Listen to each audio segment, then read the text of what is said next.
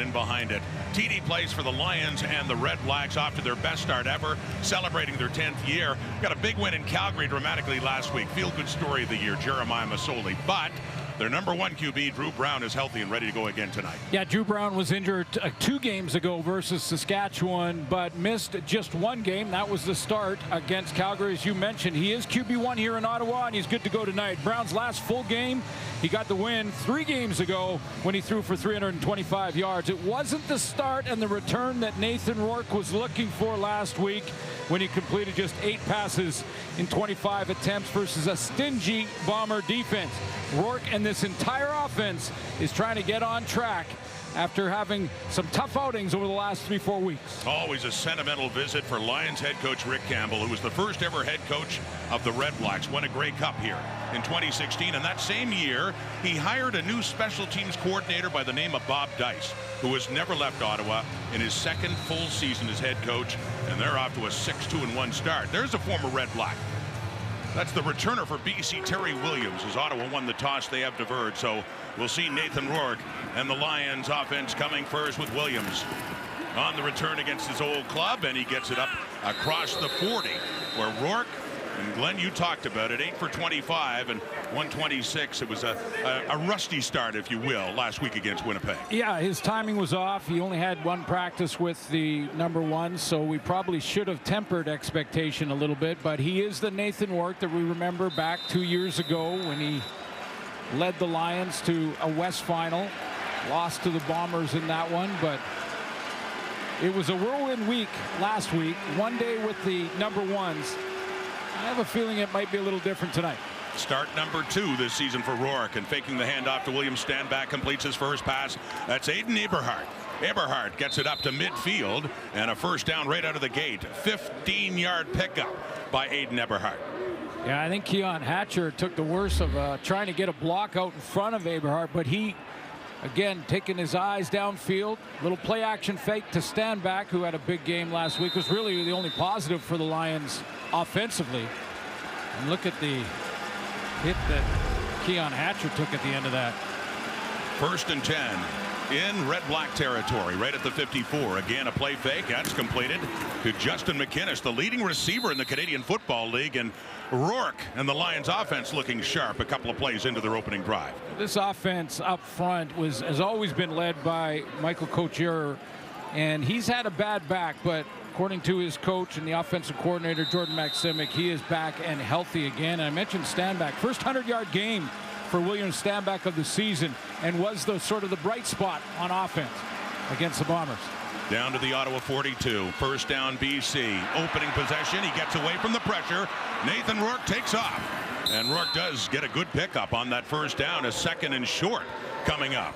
This is what the Ottawa defense is facing. No Bryce Carter up front on the defensive line, a defensive end, so Kenya Onyeka will replace him from out of Carleton University, right around the corner here. Looking back in the linebacking core, Frankie Griffin is back for game 3, coming off the injured list. Had a fumble recovery last week versus Calgary. And speaking of guys coming off the injury, this is game 2 for Brandon Dandridge. Expect some big plays out of him. 2nd and 2 after the 8-yard pickup by Nathan Rourke on the ground. And faking to Standback and throwing and going up. High pointing it and getting it nicely is McInnes, who already has 2 catches in this game. And DeAndre Lamont in coverage, but he brings it down for another BC first down. Real nice catch at the end of this play as Nathan Rourke's got a little bit of pressure up front in his face. That's Malden, one of them. That's trouble. But his receiver bails him out when he can't be quite as accurate on this throw as he'd like to be because of that pressure. Another pass, another completion, and once again using those fakes to Williams Standback. Play action early, and a gain of 20 for McInnes. Leads the way in the receiving core of the CFL. Once again, throwing to the right to the end zone. That was intended for Alex Hollins, and a flag comes out. Elijah McGee with the hands up. Is he getting called for pass interference? Pass interference. Ottawa number 29. The foul occurred in the end zone. The ball placed at the 1-yard line. Automatic first down. Take a look at the one-on-one matchup between McGee and Alexander Hollins. Here they go, and you'll see the early contact. Little curl route coming back to the goal line. There's the push. Then the ball goes by. So an impressive start. Penalty 8-2 in this one. And in is David Mackey. The fullback is a quarterback for a play in short yardage, and he has himself another touchdown, number 4 in the season. And what a drive for Rourke and the BC Lions, moving right down the field, getting a penalty to set him up for Mackey, who has the opening touchdown. Yeah, they like the short yardage, getting the big fullback in there and picking his spot off the left side. And no question, that ball crosses the plane. Great opening drive on the road for a team that has struggled in a big way over the last month offensively. And that was, we're only one drive in, but the kind of thing we got used to with Nathan Rourke in 2022. Looking sharp early on. 6 plays, 69 yards in just over 3 minutes. The point after for the ever reliable Sean White. One more on the board. 7-0 to score. BC Lions have won 8 straight games against the Red Blacks, going back to a game here back in 2018, and they've had a very good start on the road. In their first drive of this game, and I want to point out just the difference between this week and last week when it comes to the decisions and how quick they're being made by Nathan Rourke. That throw was obviously a designed quick throw, but that run was a decision. So was this. Negotiate the pocket, get it out of your hands, even if it's a little off, receiver bails them out. 6 plays, 69 yards, took 3 minutes off the clock. By comparison, last week against Winnipeg, they got a touchdown by Mackey right at the very end of the game. Other than that, just a field goal drive. So a better start already. Devontae Dedmon has it. Ottawa getting the ball for the first time in this game as Dedmon takes it up out of bounds. And Drew Brown, who missed last week in Calgary, and filling in admirably was Jeremiah Masoli. But Brown, their number 1, and has progressively gotten better with this Ottawa offense this season. Yeah, no hesitation there. I mean, it was a great story, and it was nice to see Jeremiah Masoli coming off the bench after working through all the injuries he's had as a Red Black. But Drew Brown, it was clear from Coach Dice, he's QB1, he's our guy. We have a really strong quarterback room, we're real confident in it, but Drew Brown is our guy. Raquel Rock Armstead is the running back beside Brown. Had a shotgun and first down, throwing right away, looking deep right, and he's got Braylon Addison. A big play Ottawa to get things started. Manny Rugamba in coverage on Addison, but he got behind, and Ottawa strikes quickly. If you're the third receiver to the wide side of the field, there's a good chance you're going to get locked up with the Sam linebacker, and that's Manny Rugamba. It's a one-on-one, and Addison about a step and a half behind him. And how about the accuracy on the throw from Drew Brown? His first game back, only missed 1 due to injury. Gain of 42. On that hitch, coming back is Hardy, who takes it inside the 25. And close to, it looks like another first down on that play from Brown to Hardy, the Ottawa offense. Darius Bladick was a last-second scratch, so they'll move Jacob Ruby into tackle in his spot. And when you talk about big games last week against Calgary, Rock Armstead got a couple of 100-yard games now. Getting better game in and game out. He's been solid, one of the top running backs in the CFL this season. But Braylon Addison, how about him? He had the big catch to set up the winning field goal last week in Calgary, and dramatically with just seconds to go.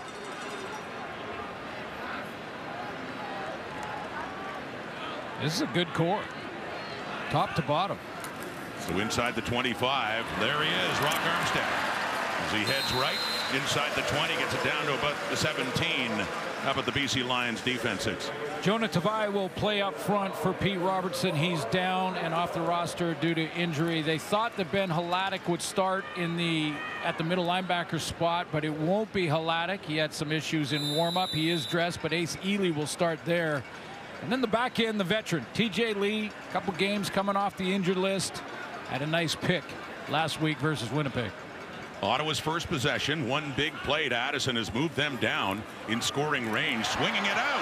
Oh, Armstead. Ryder Varga was bearing down, but he just couldn't hang on to a very catchable ball, and like he was already making plans to take it upfield. That falls incomplete. 3rd down and 4 coming up. I think you're right, Ryan. That's exactly what he was doing. He was trying to catch the ball as he was cutting back inside on Varga. Varga was in a dead tear to try and get out there and track him down. He was behind him by 2 yards and knew if he caught it, he possibly could turn the corner. So he was hustling to get there. And I think Armstead tried to make a cut before he had secured the ball. Lewis Ward had the walk-off winner, his 3rd walk-off winner this season last week in Calgary from 51 yards. This much shorter from 24 to get the Red Blacks on the board. He is 34 of 38 in the field goal department. Nathan Rourke. Last times of Nathan Rourke last week for his season debut back in the CFL against Winnipeg.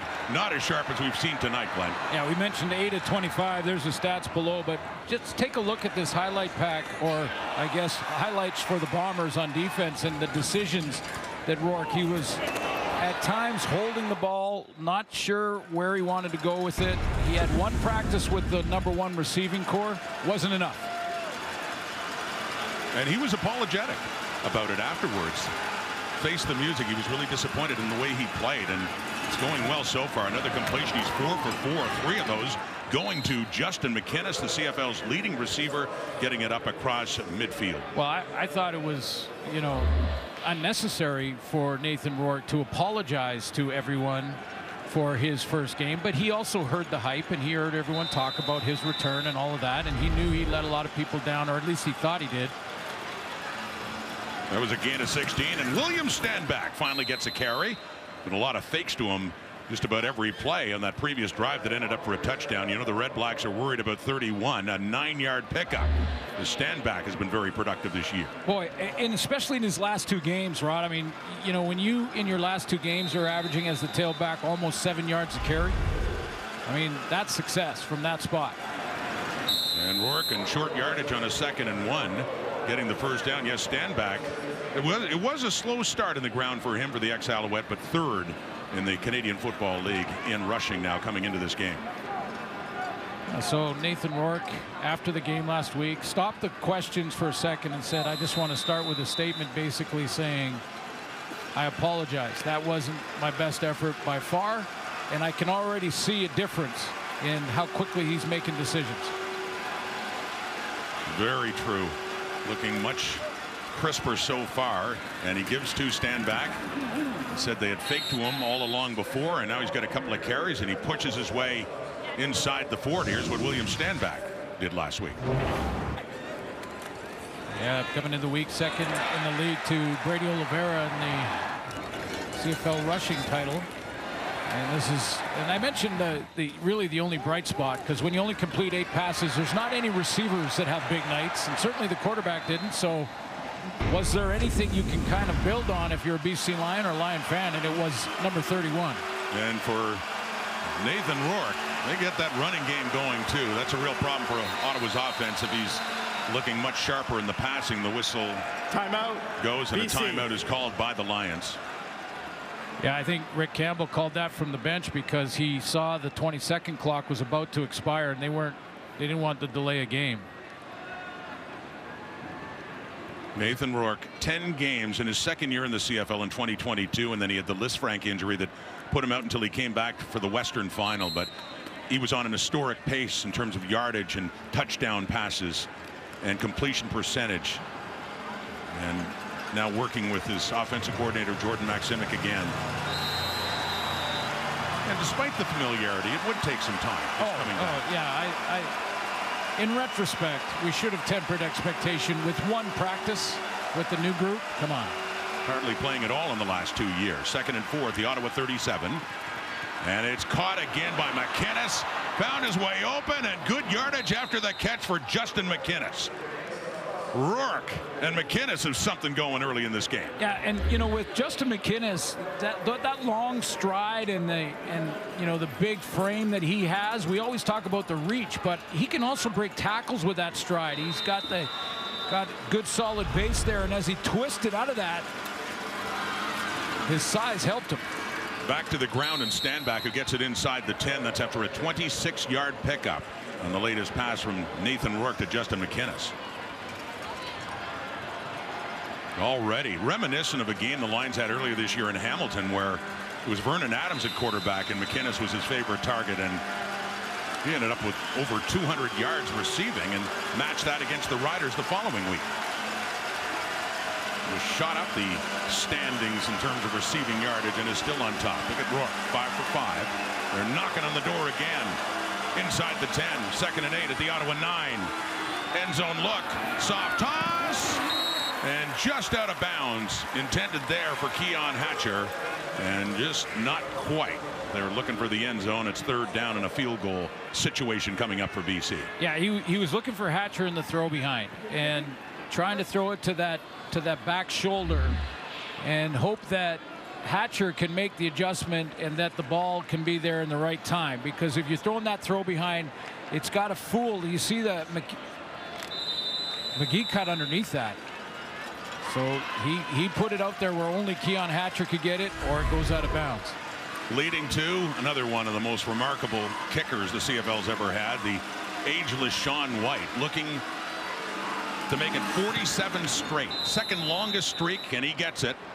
Lewis Ward, his opponent tonight, has the record at 69, but White, another field goal made. Drew Brown coming back on at a 10-3 BC lead. Team here at TD Place tonight, and there's several of them I see. It's Brad Sinopoli there. Backwards, yeah. Yeah, Jamichael Dean. Patrick Lavoie saw him earlier at a Grey Cup touchdown in 2016. So Ottawa ball, but in behind the line, swinging it out for Justin Hardy, who was caught in behind back at the 30. Manny Rugamba there, so lost yardage on that 1st down for Ottawa. And we talked to Ryan Phillips, the defensive coordinator for the Lions, and asked him about this losing skid that the Lions have been on, and he said, the first thing we've got to correct is the fundamentals of tackling. So at the beginning of the year, we were a very good tackling team, and over the last 4 or 5 games, we've missed a lot of tackles, and that's kept us on the field longer than we want to be. And that was a great open field tackle by Rugamba. Saw 41 there in the middle. Ace Ely, as Glenn had talked about, with Ben Hladek not playing. He's hurt. Ely's in to start. Middle linebacker. So the 2nd down and long. Nick Mardner has it, and he gets now closer to the original line of scrimmage, back to the 40, still well shy. It's a nice play by University of Regina Ryder Varga here, because he's going to hustle out. You don't see him, he's on the left of your screen, but he's going to hustle out, and what makes this play is that he goes to the outside shoulder and makes the receiver run back inside. Mardner has to go back against the flow, and that's where all of Varga's friends are coming from. The punt by Richie Leone. It's taken by Terry Williams, who finds an opening. Here we go, Williams. Leone chasing him down in the Red Blacks territory, down to the 45. Terry Williams, who was traded by Ottawa 2 years ago after they reacquired Devontae Dedmon. That must be sweet against his old club. 36-yard return for Terry Williams. 7-point Lions lead, and they're back in the Ottawa zone.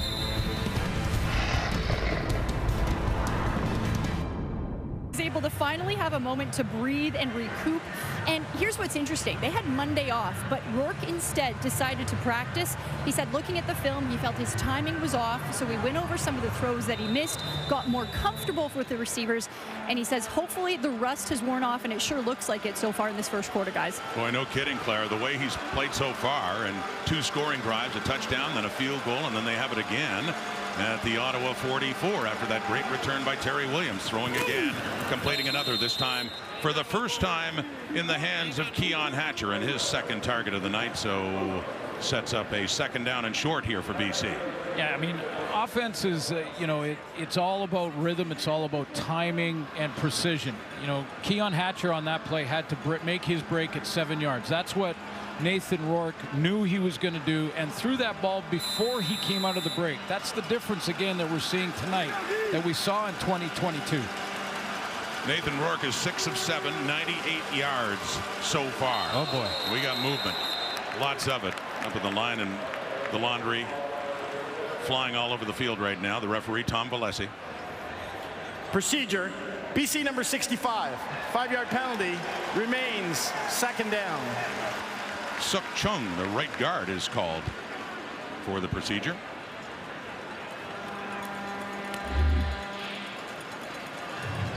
He's the right guard, so he'll be right beside the ball, and that's a little bit of movement there. I think there was a couple others that jumped as well. On both sides, once that got started. A lot of momentum at the line of scrimmage. 2nd and 6 now with that penalty, so longer way to go. And Eberhard has it. And it's not even down to around the 36. So they pick up a few more yards. It's a 3rd and short, but it would be where they're spotting it looks like about 2 yards for Rick Campbell. So he takes a look. Well, they're putting it, he's got his foot on the 35. So the ball's been placed on the 35. They just moved it up. So now it is a yard, and now it is short yardage. Short yardage situation. Yeah, Mackey's back out. Short yardage situation. Using the fullback as the short yardage quarterback. We've seen Hamilton do it with Antti Litre as well. And Nathan Rourke goes out to play wide receiver up at the top of your screen. And Mackey keeps it. Looks like he has enough. Had to get it to about the 34, and it looked like his momentum would carry him that way. The product of Western getting his chance in these short yardage situations has picked up. As mentioned, he got his 4th touchdown of the season tonight. He had one last week right at the end of the game, and that lost to Winnipeg as well. Well, I like the strategy when you have a fullback doing that can take the center snap, so you have to be able to do that, and that's an art in itself. But once he gets that down, I like the strategy for 2 reasons. One, he's a big, strong guy that can push the pile. The other is it takes a hit away from your starter. That was a big story with Vernon Adams at Toronto in week 1, all the hits he was taking, and they decided to make a change, and now they handle short yardage. Toss inside on the sweep, and the Red Blacks. Lorenzo Malden coming in, and nothing's happening for BC on that first down play. Yeah, this is a good defense, and they're going to try and figure out exactly what Nathan Rourke is trying to do, what Jordan Maximic's trying to do. They're going to continue to plug the holes and figure out exactly what the strategy is so that they can react, and that's just a good redirect by one of the top defensive linemen in the league. It's hard when you're that big to make a tackle like that in open space. A member of the Red Blacks all-decade team, as is Cleon Lang up there, still playing. 2nd and 11. And again, McInnes. But that's the final play of the first quarter, and doesn't get down to the 30. We're going to have a 3rd down. Looks like we're going to be seeing Sean White coming back on to start quarter number 2 and try to keep his streak going. The Lions trying to end a 4-game losing streak against the red-hot Red Blacks. Back at TD Place in a moment here on TSN. Questions coming in, Glenn, was how would Nathan Rourke respond to a debut that he certainly wasn't happy with? They have to be a whole lot happier so far. Yeah, well, they're lining up for another field goal, so it'd be 13 points basically in the first quarter. He's completed 9 of 10 passes. That's 90% completion percentage, over 100 yards. Remember, last week all game long he only completed 8 throws. So he's already surpassed that in the first quarter in this one. You can see the timing is better, and it looks like, it's a long game and it's just a couple of series there, but the timing looks like it's coming back. And once again, a possession has led to a scoring try, in this case another field goal try for Sean White. So they switch ends to start the second quarter, and we're looking at about a 37-yard try for 38-year-old Sean White, who's just been timeless in this department with BC, with Montreal and Edmonton too, but this is to make it 48 straight. They already got the 2nd longest in history behind Lewis Ward, and looking to get that much closer in this one. It's blocked. The Red Blacks, Dedman takes it in the end zone, and it's a no yards flag coming out on that too. But Sean White, 46 straight field goals made, and the Red Blacks block in his 47th attempt. It may have been Javon Santos-Knox. It looked like he timed his jump right there in the middle of your screen. Is it Santos-Knox to get his hand? He got up there. I think he got his right hand on it. He did a little. No yards. BC. That penalty will be declined. 1 point is scored. Did a little LeBron James just rejection at the hoop there. Just got up with that right and was hanging in the air for a few seconds to knock that down. Great height and great timing too for Javon Santos-Knox to block the kick and end the streak for Sean White at 46. What a remarkable run for White. First time, first field goal try. He hasn't come up with 3 for BC this season. It goes well back into last year. Ottawa football, they declined the no yards for field position, so they gave up the point, but they get to start at the 40. Manny Rugamba in on that tackle. Yeah, Rugamba, what a great play by Rugamba. Watch him redirect here. He's coming on a blitz on Drew Brown right off the edge here, and he goes to Brown first and then redirects to make the tackle on Armstead. Watch this. Gives the ball away, so he redirects from the quarterback and catches Armstead from behind. That's great footwork. So they pick up 2. He's fired up. It's a 2nd and 8 now for Ottawa, trailing now 11-3. 8-point difference. The throw by Brown. Open is Addison. Second big catch he's had in this game. That one gets into the Lions zone, down to about the BC 46 for Braylon Addison. You got to remember that Drew Brown, in a game this season against Edmonton, threw for 480 yards. I mean, he's put up some numbers now, and this is a great throw over the middle. That's a traffic area. You have to be precise or it's going the other direction. He put that right on the money. Gain of 22 yards. Faking the handoff, rolling out to the right, throwing it down deep to the right. Martner, Dominic Rhymes, excuse me, with the flag coming out. Ex-BC Lion Dominic Rhymes with the football down near the goal line. Yeah, there's a flag down there, Rod, and this may be offensive pass interference. There was a slight push by Dominic Rhymes, but it looked like that's exactly when the flag came out. Offensive pass interference. Ottawa number 15. 10-yard penalty. Remains first down. Really well played. You'll see a great look at it here. This is what they're calling the push to get a bit of separation. And Adrian Green, you know, if he puts his hand on him and doesn't push him backwards where you see the shoulders go back, he probably gets away with that. But that was just enough of a push to get a yard of separation. I think they got the call right. Yeah, I think they did too. OPI against Dominic Rhymes had some great years as a member of the Lions and going against his old team for the first time, but the penalty negates that big game. So back on the ground to Raquel Armstead. They were starting back at midfield after that penalty. Still a long way to go here on 2nd down. Another good throw though by Drew Brown to put enough on it to get it out and past Adrian Green there. A couple of real nice throws from QB1 here in Ottawa. You're going to need another longer one too.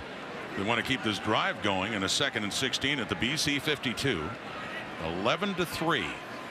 The Lions starting quickly. 3-man rush. They set up a screen, but it's not happening at all back at midfield as that's Ryder Varga getting to start, a weak side linebacker making the play. You know, this is again, this is the intended target. This is Justin Hardy out there, and he's going to just run this little screen. But watch inside out. Remember when Ryder Varga went outside because he was the first guy to the tackle? That turned the receiver back into his friends. This time he knew he was an inside out tackler and was right there. Last time Terry Williams had a 37-yard punt return, but he is near the sideline. He cuts it back across the 20, but this time the Red Blacks have it nicely covered, and a flag does come out with Williams being taken down. And Nathan Rourke getting set to come on the field again. Beautiful night here in Ottawa. Red Blacks first of 2 against BC. They'll meet again next week. And that guy Cody Fajardo is back after missing 3 games with a hamstring injury. You can watch it on TSN tomorrow, 7 Eastern, 4 Pacific from Molson Stadium in Montreal. Edmonton and Montreal, they certainly have a history, don't they? Going back a long ways and renewing it tomorrow. And Edmonton coming off that huge win over the Hamilton Tiger Cats. The Elks have won 3 straight. And the way the West has been going lately, don't assume anything. Edmonton's getting right back in it. Nathan Rourke back on, handing off to Williams, stand back right side. First down, and gets it across the 20. I mentioned the history. They had met in the Grey Cup 3 times in the 50s, but then started a run in 1974, 50 years ago. The Alouettes fell behind at Empire Stadium in Vancouver, but they came back Marv Levy was their head coach. Yeah, it was slick back at Old Empire. And they hoisted the Grey Cup in 1974. 50 years ago, Suits. And the Alouettes will celebrate that. Yeah, there's been a few more rings added to that Grey Cup, hasn't there? But yeah, and they'll be wearing those retro jerseys. That game tomorrow night. That tomorrow, they remember the 74 champions in Montreal after a 13-yard pickup stand back. Rourke under pressure, and they've got him. Nathan Rourke is sacked. He's taken down back at the BC 15-yard line. And it's Cleon Lang from the inside getting some push and helping out in that Ottawa defense. They're physical up front. They can win a lot of battles without sending blitz. This time it's just good controlled pass rush, and then Cleon Lang up the middle finally beats his man and gets home. But they can get pressure with that group. Mike Wakefield's having himself a season. Of course, we've talked about Lorenzo Mullen and Cleon Lang, the veteran. Onyeka with some fresh legs in there tonight. Loss of 6. So second and long, BC off to the left. It's intercepted. There are lots of REDBLACKS in the area when that ball came down. And Ottawa takes over. The third interception thrown by Nathan Rourke since the comeback. In the hands of Elijah McGee with his second pick of the season. McGee was sitting outside. Keon Hatcher did not know that he was there. He's running a deep, deep out. That's the throw that Nathan Rourke wants here, but look at the coverage. McGee wanted them, but he was the high guy sitting on the outside shoulder, and Keon Hatcher didn't know. He was waiting for this ball to come down to him. He thought the only two defenders were in front of him. And look at McGee go up and get it. Bennett Williams was there, and DeAndre Lamont and Cleon Lang did a big play before that one, and loving that with the turnover. And Nathan Rourke, as mentioned, he threw a couple last week against Winnipeg, and after a very hot start in this game, cooling off there with the pick thrown. The BC 34. It's a 1st and 10 for Ottawa. Drew Brown faking the handoff off to the right now for Dominic Rhymes. Ex-Lion down to the 25. Last catch was negated by a penalty. That time he has a pickup of 9. Yeah, going back to that offense cooling off, Rod. Pressure can really cool you off. A good pass rush can cool off an offense in a big, big way. That last play, just trying to get Rhymes back with the ball in his hands. He's been targeted a bunch more over the last 4 or 5 games for Ottawa. And is now their second leading receiver behind Hardy on the REDBLACKS. It's Raquel Armstead picking up a few yards. He had a big game last week in Calgary, well over 100 in that game. Yeah, we had a good talk with Dominic Rhymes this week, and had a chance to ask him about his time with the BC Lions, his time with Vernon Adams and or Nathan Rourke, and how, you know, it's those I would'ves, the I would've moments, right? And when you're practicing against your teammates, it's the I would have moments. You know, those moments where you're standing right beside them in a play in practice and you go, I would have knocked the ball down there in a real game. End zone look for Brown, and is it picked off right back nearly by Gary Peters.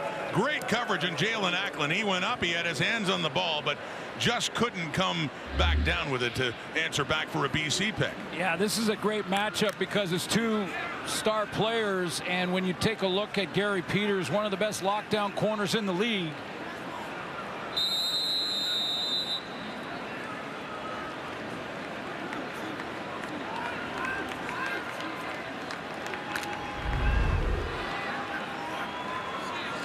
So it's a 2nd and 10 at the BC 22. Touchdown denied by Gary Peters. Drew Brown. Yeah. He has time over the middle. It's a touchdown. Wow. What a great throw. That's Acklin. Went right back to him. And yeah, beautiful pass to get the REDBLACKS a touchdown. Sudden change, and the Ottawa REDBLACKS take full advantage. Don't waste too much time. When you get that turnover by your defense, you want to come on, just keep that momentum going. But look at the timing on that throw and the accuracy. Ryder Varga is in chase position on Acklin.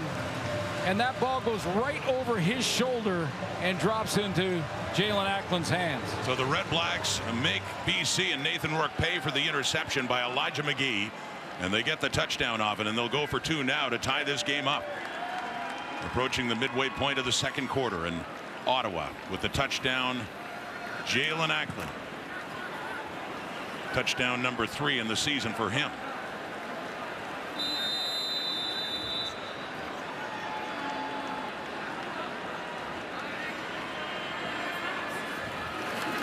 For 2 points. And there's contact. Braylon Addison wants a flag. Manny Rugamba was in on him. And Bob Dice has the challenge flag in hand, and he is ready to use it by the looks of things. Waiting for word. Yeah, he's waiting to see a couple looks. It's a scoring attempt.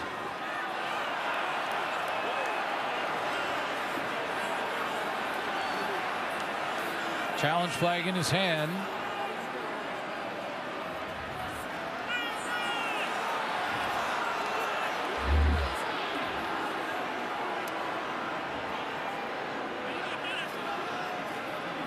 I thought when I saw it live that it was a little bit early contact. I'm not sure if it was the same, that enough to push Braylon Addison sort of not a, well, there's a grab too on his left hip.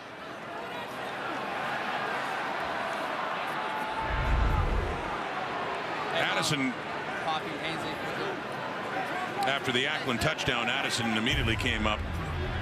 We'll wait and see how they sort this one out. Down first. Here's Ackland, and I want to show you how accurate the throw was from Drew Brown and how accurate it was, but also the timing of it. Varga gets into a chase here on Ackland. Now stop it right there. I mean, look at how tight he is, and yet he has no idea that the ball's about to arrive. And so accurate, right over his shoulder. Good concentration by Ackland. Wasn't distracted by Varga. Touchdown, Ottawa. And there was no penalty on that 2-point try, no challenge, so it is a 2-point game. BC still leading. Terry Williams on the return as he gets it up across the 40. Going down at the 44. Jalen Ackland started his career with Hamilton, 3rd season now as a member of the Ottawa Red Blacks. Caught some big passes from his old Hamilton teammate Jeremiah Masoli last week in Calgary as well. Yeah, really coming on the last couple of games as well. And, you know, the only thing that I think is sort of missing from his game that we've seen before in a big way is those explosion plays. Had a few in the first 5 games and kind of disappeared, but he'll take a touchdown throw. Nathan Rourke back on after throwing the interception to Elijah McGee. They run it. It's stand back trying to go left. Damon Webb coming in and run support too with Malden there. Down he goes around the 44. A short gain there for BC. 2nd and long coming up. Yeah, we're starting to see this Ottawa defense settle in now. I think in that first couple of drives, Nathan Rourke timing was very good. Some real accurate throws, tough to defend even when you're playing the right defense. But Baron Miles' group has settled in this second quarter. Got some pressure on Nathan, forced the turnover. They got him in 2nd and long again. Talk about facing your old team as a player. Baron Miles, a Hall of Famer, many good years with BC. From the 45, Rourke escapes the pressure. He takes off. And across midfield, he's still on his feet. What a run by Nathan Rourke. Still going. Rourke! All the way down and out of bounds. Deep inside Ottawa territory. 2 years ago here, he had a run for a touchdown around the left edge for 50 yards. Pretty good run there for number 12. William Stanback gets the assist because he picks up the blitz, and that's the alley that Nathan Rourke can get away. He takes off through that alley. Watch as the back picks up his man at the top of your screen right there. Now there's an escape lane for Rourke, and then he puts on a show after that. A good move there to break outside and break a tackle. Another tackle broken there. Back to the inside. He had a big run a couple of years ago right here in Ottawa in short yardage that scored in this corner of the end zone. That was for 50. This is for 51. This is the longest run he's had in his career now. Both of them coming in Ottawa and back to the running of William Stanback. So another momentum swing going BC's way. Their lead is down to 2, but they are threatening again inside the 10. And I love the reaction from Nathan Rourke after the run too. You know, he can feel it. He can feel that it's starting to come together again. His game is starting to return to him. Can't wait to hear our Hall of Fame quarterback's opinion of it at halftime. We will, I'm sure. Coming up 6:10 on the clock and counting down until the half. 2nd and 5. Rourke and the Lions threatening again. 4-man rush off to the right. Stand back, just can't hang on to it. And he would have had a chance to take that into the end zone. That close. Well, I think you would have scored. Yeah, I mean, it doesn't miss by much. I think Rourke is trying to pull him away from any defender that's in chase seat just to the right of your screen, but it's one thing to do that with a receiver, another with a tailback. Stanback has great hands for a tailback, but that's for a tailback. And how about this? 3rd and 5 at the 9. They're going for it. Or maybe trying to draw him offside. Or trying to draw him off. I mean, they do have Sean White in the bank as they're facing Bank Street. Time count violation. BC number 12. 5-yard penalty. Remains 3rd down. Well, it's a penalty, but not the one they were looking for. But as I said, they got Sean White who can come on and look to see if they can increase the lead by 3 more. Yeah, no, you're ready to take that penalty, the delay of game. You try and draw him twice. If you can't draw him offside and get the free 5 yards and a 1st down there, or at least be right in short yardage where you can get the 1st down, then you take the delay of game. And because Sean White's, I won't jinx him, but this is a close field goal. This is a very makeable. Little chip shot for him, 21 yards. And he's getting so boring. Well, I mean, Javon Santos-Knox certainly made it interesting the last time in this game that White lined up, and his long streak, 47 straight made, 2nd longest streak in history going back to last year, came to an end with the block by Santos-Knox. So White's looking to start a new one now, make it 1. But you're saying that the only way to have Sean White miss a field goal is to block it. Just to have it blocked.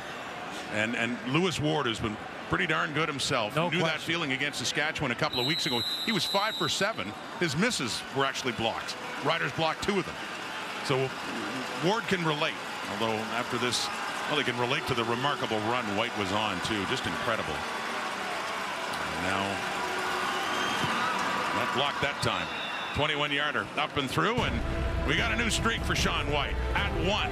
3 more on the board as the lead. Calgary playing in his first game in over 400 days. Had the touchdown pass to Devontae Dedmon. First CFL win since 2019. More in the quarterback room for the Red Blacks now from Claire. Thanks very much, Rod. And when Jeremiah Masoli was brought into the Red Blacks, it was the expectation that he was going to be the #1 quarterback. But then he dealt with so many injuries and adversity. Many wondered if he'd ever play again. So when he led them to the win against the Stampeders last week, well, guys said it was magical in the tunnel. There were tears of joy. So how does this affect the offense now that Drew Brown, who just got that completion, now that Drew Brown is back in the game? Well, here's the thing. This is the first time since 2018 with Trevor Harris that the Red Blacks feel really confident about their quarterback situation. Dominic Rhymes says you pray for times like this. Either one can come in and lead the team, and then they won't miss a heartbeat. But Dice says they have an outstanding situation now, and they're super excited about it. Thank you, Claire. That one, a big one to Braylon Addison's having a great game so far. My apologies, too. I said 2019. I meant 2021 with a Hamilton Tiger catch the last time. And 999 days for Jeremiah Masoli, but getting the win last week in Calgary. Yeah, I don't think if you're a fan of football in our country, you were cheering for Jeremiah there. And it was emotional night for his teammates, as Claire mentioned. I went and talked to him on the field before the game and just congratulated him on the big comeback. And I'll tell you what, that quarterback room right now is solid, as she just said. With Dustin Crum there too, and he's been called into action so far this season. It's caught by Acklin. Jalen Acklin, another catch. He has the Red Blacks touchdown in this game. Picks up 12 more yards, gets it inside the 30. I just marveling right now at the accuracy that Drew Brown is showing.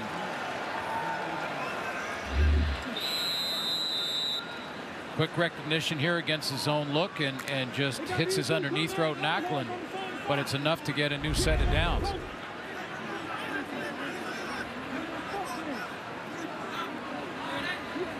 at the BC 29, 14-9, Lions leading it. Drew Brown. Josh Archibald nearly got him. Then the production improves as he rolls out to the right. He gets rid of it, intercepted. He threw it back as he was heading out of bounds, and it was costly. As now the Red Blacks have turned over the football. Manny Rugamba with the interception for BC. So much good about this for Drew Brown, except one thing at the very end, and that's to break the Cardinal sin of rolling to your right as a right-handed quarterback, throwing against the grain, back into the middle, and the ball just never has enough zip to get home there. Even on the short, intermediate throws, it's very difficult. You can't get your weight and your shoulder behind it, and it allows a DB to undercut those throws. Rugamba gets the interception, and Drew Brown broke the rule. And a flag came out right at the Red Blacks bench. After the play, 10-yard misconduct, BC number 24. 10-yard penalty, first down. So Patrice Rene, BC 24, said it was thrown at the Red Blacks bench, but it's a Lions penalty on Rene after Manny Rugamba, his first interception of the season. Start a little bit further back towards the end zone, though, after that penalty.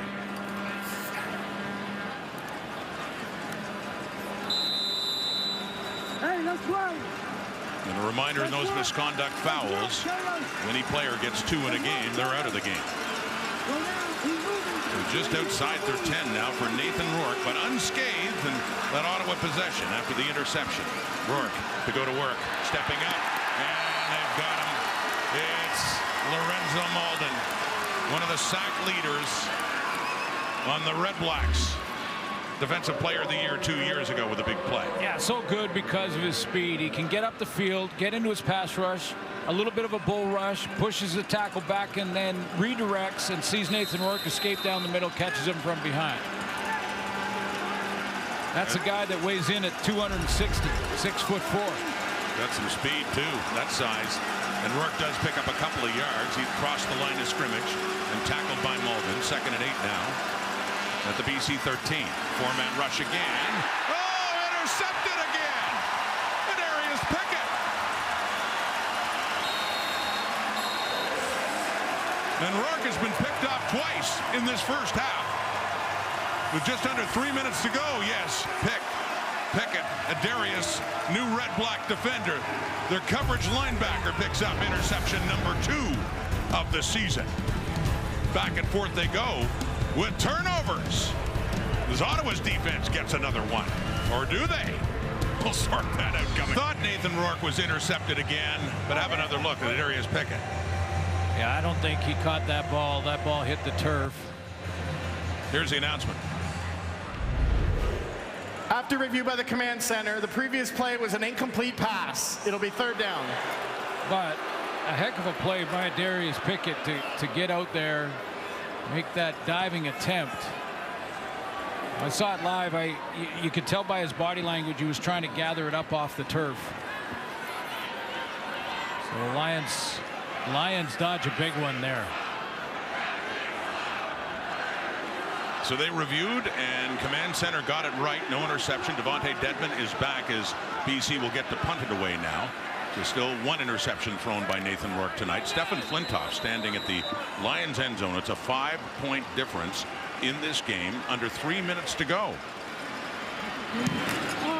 As Flintoff sends it the way off the hop of Devontae Dedmon at midfield. And works his way down inside the Lions 50. Halftime coming up. Let's send it to Kate Burness in studio. Rod, we have a big halftime planned here. It was going to be the QB battle, but now these defenses might change our plans. And guess what's back? We even got a logo for it. Oh, it's Straight Fire! Hi, kid. Can't miss Straight Fire. Kate in the panel coming up. That's 2:37 away. Last week in Edmonton, I was nominating a few plays, including a flag football one. Nice. I like it. Big catch by Hergy Mayala. So I'm just making it difficult if they're not in Straight Fire. Just bringing them up. Balls out. And it's recovered. We do have another turnover. On the football is Ryder Varga off that fumble by Raquel Armstead. So 2.5 minutes to go.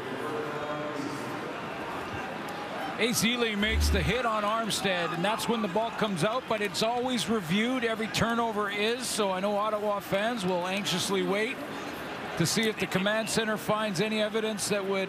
No, that ball's straight out. He didn't helmet directly to the football, which is what you're taught. Tackle the football. If you do that, you have a chance of knocking it out of the ball carrier's hands. And alertly recovered by Ryder Varga, giving that credit to Azili. And turnovers by the Ottawa offense in their last 2 plays. BC ball. BC lead by 5. Late first half. Nathan Rourke over to the right, and it's caught too. Eberhardt has it at a first down in the Ottawa zone, down around the 41-yard line. And here come the Lions all of a sudden.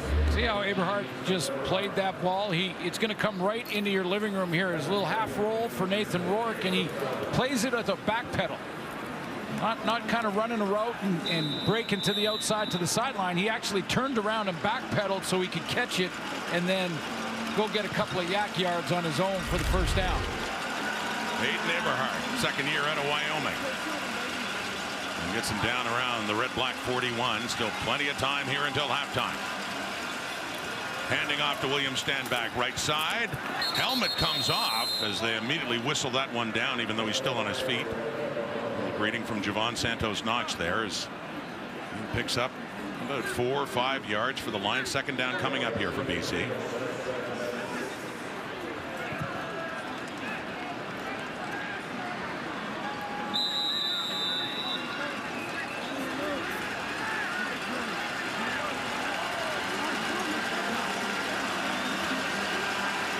From the Ottawa 37. And Rourke completes another one inside the 30. That's good for a first down. That's Keon Hatcher with it.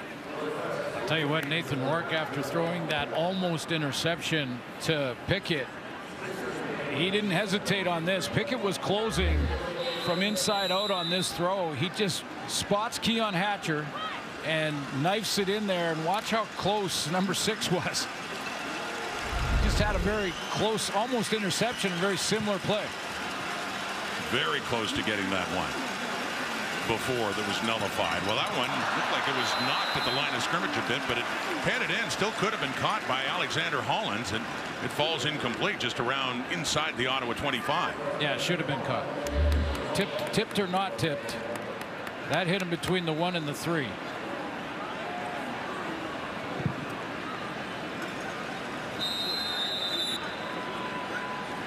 Happens to the best of them, but that's on Hollins. Just took his eyes off it.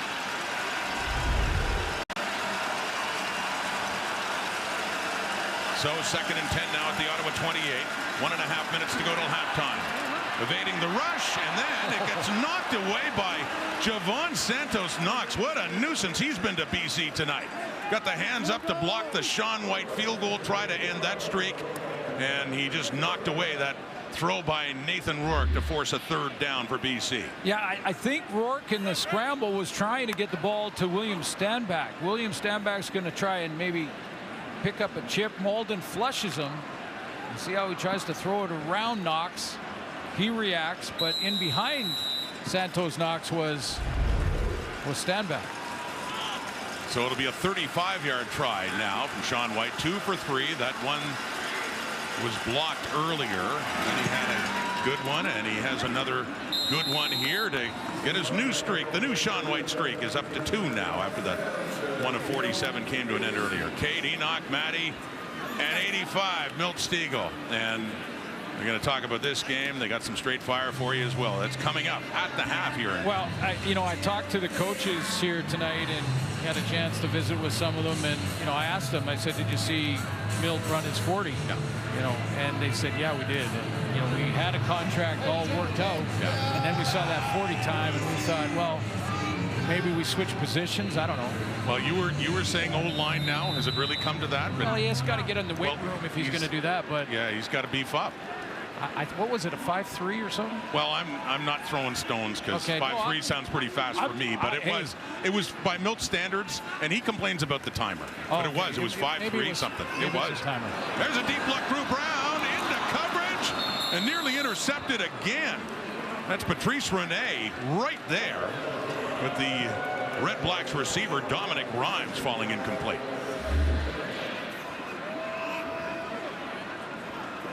That's your safety for the BC Lions, Patrice Rene. He's had about 4 starts in a row back there, and he's in excellent position, playing the deep ball down the seam, and Dominic Rhymes becomes DB and rips it out of his hands because he has the best chance at it. And at this point, Rhymes is saying, okay, not another turnover. He almost fought that ball away from him. Barely a minute left, 1:11, 2nd and 10. Very little pressure at it. It's caught there by Hardy. Justin Hardy, his biggest play of the night. And there might be a chance for Lewis Ward coming up soon, at the very least, after a pickup of 26 yards to get into the Lion zone. Watch Hardy as he comes out of his break here. Little outside fake, and then he's going to go in behind Ely, the linebacker, and that ball arrives right when it needed to. The Red Blacks' leading receiver, Justin Hardy, who now has 4 catches for 24 yards. He'd lost yardage before. That one was for 26. Handing off. Armstead left side inside the 40. So certainly within the Lewis Ward range. Still 46 seconds to go on the clock. I love that play call. You know, and people say, well, there's only 46 seconds. Throw it, throw it, throw it, throw it. Let's see if you can score a major. But, you know, stay with your offense. Still got lots of time to run 4, 5, 6 plays maybe. Maybe even more if you're efficient. Got to get the first down here. We're at the 37 of BC. The Lions took the early lead. Touchdown drive in their opening possession. They've led the whole way. Armstead, few more yards. Flag coming out. Has enough for a first down on that 2nd and 3 play. Well, wait to see what the flag is. Yeah, holding. Ottawa number 54. 10-yard penalty. Repeat, 2nd down. This changes the strategy. It was 10 yards. Sure does. Sione Tahema, I believe, was the guy that drew the holding call on Jacob Ruby. Just look for the defensive lineman who puts his hands up after a play. This is a cut to the backside. You saw 54 grab the jersey. 28 seconds to go. And it's caught by Rhymes. They say he's in. No catch. Dominic Rhymes caught the ball but couldn't get a foot down. TJ Lee got his 27th career interception last week versus the Winnipeg Blue Bombers. Real nice one, and he's close on this. He forces Drew Brown. He forces Drew Brown to put it to that outside shoulder because of his positioning, and Rhymes just couldn't get that toe inside. And so that was certainly a costly holding penalty, as it's going to make it harder for Lewis Ward back at the 54 where Richie Leone will put it down. His season high is 51. Did that twice, including the game winner last week in Calgary. Here we go. From 54 out, Lewis Ward has his new season high. And no problem for him. An all-decade member in that Red Black team, Lewis Ward. What a career, and still a young man. 17-12. 5-point difference again with BC continuing to lead. 18 seconds to go on the clock. But when you're in a groove, when you're feeling it, and these two kickers have been feeling it all season long, you can change your technique, change the trajectory of the ball when it leaves your foot. It's like being a golfer that's so tuned in, you can drive one into the wind and a low one. That's what he did on that kick. That kick was so low. I mean, you could almost just put your hands up at the line and block it, but he needed to do that to get the distance. Lewis Ward, nailed it. Before this season, he'd never had a walk-off winner. He's had 3 this year and also a walk-off tying field goal against Saskatchewan 2 weeks ago. So time running out. Nathan Rourke. Lions lead. Javon Catoy gets his first catch of this game. Pushed out there by Damon Webb with just 11 seconds to go. And BC still in their own zone. Not kneeling down to get to halftime and start over. But a 15-yard throw puts Sean White into field goal position. Last week in Calgary, we talked a lot about Lewis Ward and Rene Paredes. And got to hurry, though. yeah, they do have to go fast now. That clock just winding right down. Not happening. But Sean White, remarkable career he's had, too. That streak ending tonight. They just run it down, running it into the dressing room as we are at halftime now. Interesting. Nathan Rourke. Mentioned again, Glenn, we wondered how he'd respond after a little rusty last week against Winnipeg, and he looked very sharp on that opening drive, but things have kind of settled down since then. Well, a couple of drives he looked very good in, and we've seen what he can do running the ball a couple of times tonight too already. I think he got in trouble, and I'm just going to go out on a limb here and say he got in trouble when he turnovers, get back to the game plan. Both quarterbacks throwing with great accuracy though right now. Drew Brown and that man Nathan Rourke, certainly better overall, definitely much better than his first game back in the CFL for so much time away last week against Winnipeg. And it'll be Ottawa and Brown getting the ball first by the looks of things, as Flintoff and the Lions do kick off at Darius Pickett, and the CFL leader in average kickoff return yardage, Devontae Dedmon, but it's Pickett with it. Darius Pickett over the 40. And Isaiah Messam taking him out, but a good return to set up Drew Brown as you take a look at what he did in the first 30 minutes. Very nice throws for Drew Brown. That touchdown to Ackland that Claire just talked about. A couple of corner routes. Braylon Addison involved in a couple of those nice throws, and there's the touchdown. And Varga was the linebacker that Addison talked about, or that Ackland talked about.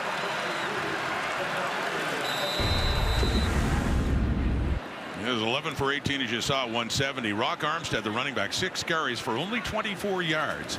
4 yards a carry. Faking to him, it's knocked down at the line. It is tipped up as there was some heat coming in, some pressure. Ryder Varga and the BC Lions, and a 2nd down and 10 coming up. Yeah, really the only mistake for Drew Brown in that first half was rolling hard to his right and throwing back against the grain. That was the interception by Rugamba, but this one just good timing off the edge. Actually, that block came right down the middle, didn't it? It did, and Varga, we've seen lately, embracing his chance to be a starter with this Lions defense. And they bring the heat, and he gets rid of it quickly. The rookie Nick Martin is a big carry after the catch. Deontay Evans doesn't get him, and Nick Martin gets himself a touchdown. His first CFL touchdown. 64 yards for Martiner, the 2nd overall pick in the 2024 CFL draft. What a moment for him. Well, the play doesn't happen if Drew Brown doesn't get a blitz pickup from Rock Armstead, who's going to come across and pick up Varga. Varga's coming on the blitz, and he times it nicely through the A-gap, but Armstead picks that one up. He gives Drew Brown a chance to have a bit of a throwing lane, and it's the 2nd hot route off the blitz that he gets it to in Martiner, and he just does the rest by himself. All he had to do was make really one guy miss. That was the guy trying to make the tackle at the point of attack.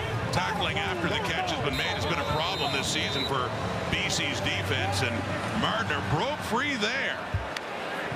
Give him the hammer. Got his first CFL touchdown.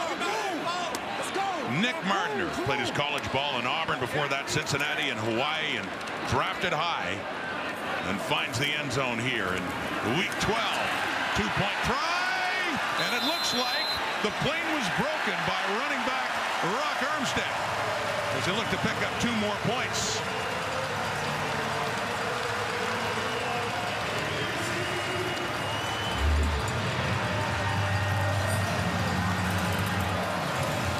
Take a look as the ball crosses the plane. It'll be automatically reviewed by the command center that I'm sure are doing that right now. And there he reaches across. How about that from Armstead? 2 guys bringing him to the ground, and he stretches that left arm out. Just to be sure, off the Martiner touchdown, the 2nd time this game, Red Blacks have gone for 2, and this time they do get it. 2 in cuts on the hot routes. So 2 on the touchdown throw from Drew Brown. He has 2 options here. He has that inside option or the 2nd option in Martiner. Now that's the guy he had to beat. I believe it was Deontay Evans. Once he got behind him, then it was a race. Evans can't catch him, and he's gone. House call 84. And with that, the Red Blacks have taken the 3-point lead, their first lead of this game, and it comes in their opening possession of the second half. Drew Brown, 12 of 20 for 234 and 2 touchdown passes, 1 to Ackland and 1 to the rookie Martner. Terry Williams takes a couple of hits as he's pushed out very aggressively by the rookie Dawson Pierre. But a Concordia.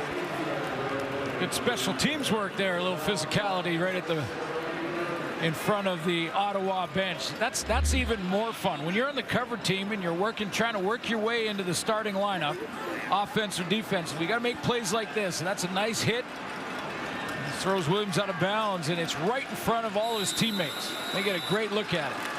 Boom, right there. One unit fires up another. Dawson Pierre, rookie out of Concordia, making his mark. BC 39 now. Nathan Rourke, first down. He loses the ball. He's hit just as he was trying to get rid of it. Kenny Onyeka comes up with it. Got another turnover. Ottawa football is they got pressure on Nathan Rourke. Damon Webb coming in, and before he could even look to throw, that thing came out. It's Ottawa football. Yeah, it looked like the play was designed to go hot. Basically, the fake up the middle, the play action fake. Webb off the edge didn't give him time to reset. It looked like that was to Justin McInnis. Onyeka took a step like he was going to cover Justin McInnis. That made Nathan Rourke pull the ball down again, or at least get in the throwing lane, and then Webb catches him from behind. Now they're going to review it whether he was moving forward or not. Every turnover is reviewed.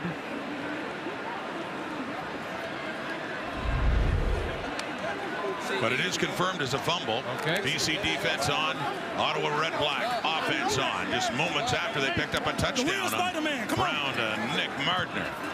In fact, they start at the 35 of the Lions, faking the handoff, throwing it off complete to Hardy. Inside the 30, is it down to the 28? Second and short coming up here for the Red Blacks, who have their first lead in this game, 20-17.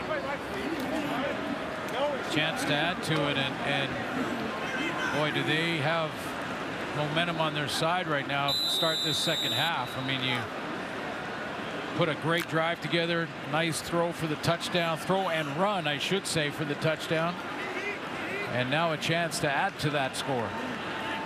Mark it at the 29 as 2nd and 4, Ottawa. With time, Brown crossing route, Ackland, lots of space ahead. He can walk into the end zone. Jalen Ackland has his second touchdown of the night, making it look easy in a 29-yard catch and run. And with a span of just a few plays, the Red Blacks have found the end zone twice, and they're opening up their lead on BC. And they're taking advantage of sudden change. And sudden change is when your defense gets a turnover and your offense steps on the field and makes the opposition pay for that turnover. That's twice it's happened in the game. Nathan Rourke with a turnover, and Drew Brown puts it in the end zone.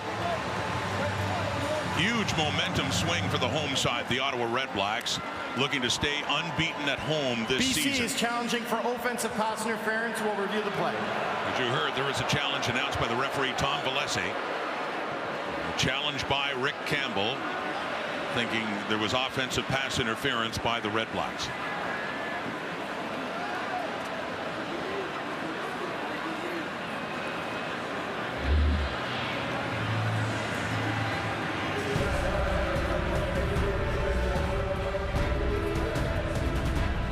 Looking at Ackland coming across. Was there OPI there? They'll have a look at it.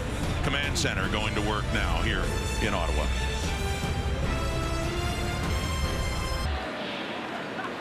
Here's Ackland on the crosser from the other side. Watch Nick Martner. 84. Yeah, you can't do that. After review by the command center, we have offensive pass interference. Ottawa number 84. The 10-yard penalty, second down repeated. Excellent challenge by Rick Campbell. Command center calls it, and fans may not like it, but Martner, who had scored the touchdown earlier, commits the foul there to deny the touchdown by Jalen Ackland. Yeah, I think some of the fans were looking at Ackland the whole way and saying he didn't touch anybody. But it was clearly a pick. When you see how open he was on that crossing route. So 2nd and 14 with the penalty. Still 20-17, dumping it off now. Right, well, Armstead hit behind. Sione Tehema's coming up and knocks him down at the 30. The 3rd down is coming up now for the Red Blacks, and still a chance to put more points on the board. That's really the reason for challenges. I mean, that was an outstanding challenge by Rick Campbell to see that away from the ball carrier, or his spotters anyway seeing it. Marner went out of his way. He took 2-3 steps inside to cut off Gary Peters. Rick Campbell saw that, or one of his spotters did. Excellent challenge, and saves him 4 points here. Lewis Ward 2 for 2. Coming up from the 36 up the right upright for Ward. Terry Williams running around with it now, and thought about taking it up, and instead he goes down. So just 1 point on the board for the Red Blacks on the first miss of the night for Lewis Ward. To his right, doink off the upright. 6 points difference with that challenge. Cup, Henry Burris in overtime to Ernest Jackson for the winning touchdown, the high point in the 10-year history of this Ottawa CFL team. A couple of special guests now as they honor the all-decade team, joining Claire Hanna now. Thank you very much, Rod. Yeah, and Ernest, we just saw your touchdown to win the Grey Cup, and I'm curious, it looks like you bobbled it a couple of times. What was going through your mind when you scored that touchdown? Well, honestly, I just seen it was open. It was like one of the plays we call all the time, and then I got too excited, and I had to bobble it, and I finally got in touch with the ball. But, you know, I finished strong with it. At the end of the day, that's all that really matters. Yeah, finished strong, made history. Now, Brad, we see you around TD Place all the time. What's it been like for you just to be back with some of these greats in Red Blacks history? Yeah, I mean, it's a lot of fun. You know, you share a lot of great memories that are lifetime memories for you, and you go through a lot of stuff, winning the Grey Cup, the ups and downs. I think just all of us coming together and establishing the team and all that stuff. So those bonds are there for life, and we don't get to see each other a lot. We're all around North America, so it's great to come back and be back with everyone. Well, thanks for a couple of minutes, and you guys enjoy the evening. Thank you. Appreciate it. Oh, 2 of the great receivers the Red Blacks had that year alone in 15, and then when they won it in 16. No question. I mean, there's some good hands down there, and they look good. They do. Both those guys look like they could suit up. They do indeed. Brad Sinopoli, what a career he had with Ottawa and Calgary before that too. By the way, note the score. It is still 20-17. I mean, Terry Williams was running around in the end zone, but that was a dead ball. Yeah. With it hitting the upright. There's no point awarded. So your point about the challenge by Rick Campbell. It's a 7-point difference. Instead of the Ottawa touchdown, they come up with nothing, and not a single point even on that miss by Lewis Ward because it hit the upright. So good break for the Lions, and there's Ward. Mentioned still has that record for consecutive field goals made. Sean White's coming to an end earlier tonight. Ward back in 18 and 19 for 69. Let's stand back on the screen, and taken down right away, Lorenzo Malden. Another good defensive play by Malden, who stops Stanback in his tracks. Someone's got to turn you back inside on these plays. If the Ottawa Red Blacks allow Stanback to get outside here, he's got some running room, but someone's got to turn him back in, and that someone is Damon Webb. Just flashing out in front of him on the outside shoulder, force Stanback to go back in the middle, and that's where all the red jerseys are. From the BC 45, a second down for Nathan Rourke. 3-man rush, and tries to get it to Stanback, and it's a little bit in behind him, so a third down is coming up as that drive is snuffed out for BC.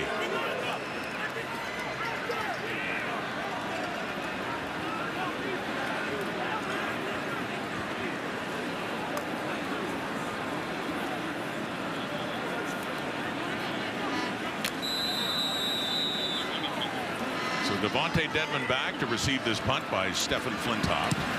This game settling down. Ottawa with the big plays of the half so far, and now that 3-point lead. Heads out of bounds.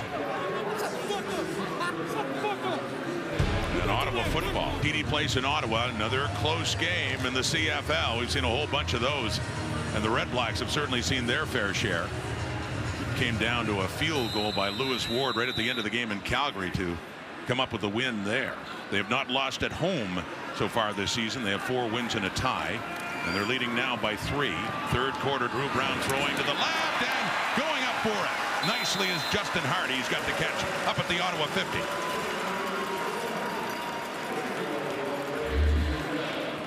Three receivers to that side. They're going to find a soft spot. Got to push a couple of guys deep. That's the job of this guy up top. And then just sit down right in that hole. 4 defenders, but they're not close enough to make a play. It's a gain of 19 yards as Hardy has his 6th catch of the night, the leading receiver for Ottawa. Up to the 51 they mark it, and a 1st and 10 now. And it's handed off. Brock Armstead up the middle. And Ace Ely getting the start, and at middle linebackers making that tackle along with Marcus Moore for a few yards. Moore picked up there by Brock Armstead. Really no ill effects for Drew Brown. It just looks like he's picked up where he left off. We mentioned the last game he played top to bottom was against Calgary. He threw for over 300 yards and did not throw an interception. Tommy Condell looks like he's got him making those real confident intermediate throws around 15 to 20 yards. He's real good at those in the middle. 2nd and 6 now. Around midfield, and coverage is there by Gary Peters, and Jalen Ackland thinks that coverage is a little too close. Wants a flag. He doesn't get one though, and it's 3rd down coming up.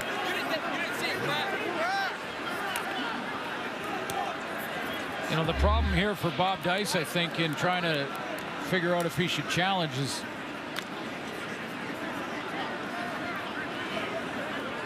he is behind. He's seeing what you saw on that camera angle. He's behind the pitcher, so it's tough for him to see, but clearly the right arm looked like it was there early from Gary Peters. And do we see a challenge? Ottawa is challenging that there's defensive pass interference on the play. We'll review the play. We saw earlier in this game, Bob Dice had the challenge flag locked and loaded, did not use it that time, does use it now, saying that Gary Peters interfered with Jalen Ackland. Now, we've talked about it in the last couple of weeks, how the command center has decided to be a lot more vigilant about overturning calls. Was that one blatant enough to overturn? Find out when we come back here. CFL on TSN on a Saturday night in Ottawa.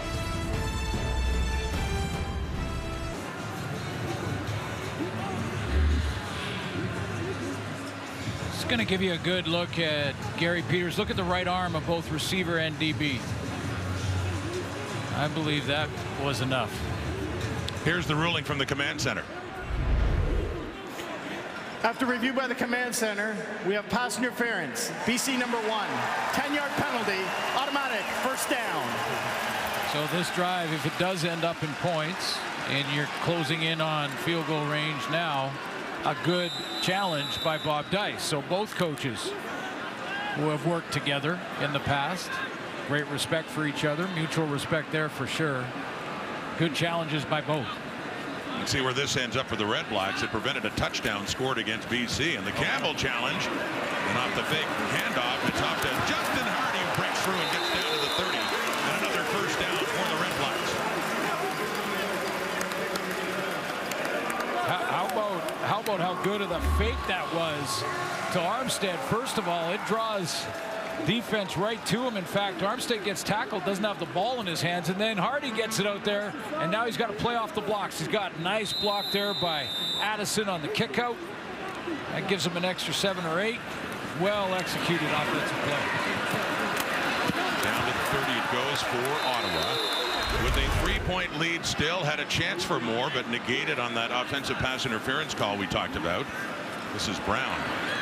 And off to the right for Armstead. It's back and more and down to the 20. And ultimately TJ Lee pushes him out, but Rock Armstead with lots of yardage after the catch got it, but a flag does come out. But he got a lot after he caught the ball around the line of scrimmage. This is what we talked about in the first quarter, that the defensive coordinator for BC, Ryan Phillips, has been trying to work on with his group, is to be better tacklers. I mean, this is what he's talking about. That was a clear shot by Patrice Rene to get Armstead on the ground with a minimal game.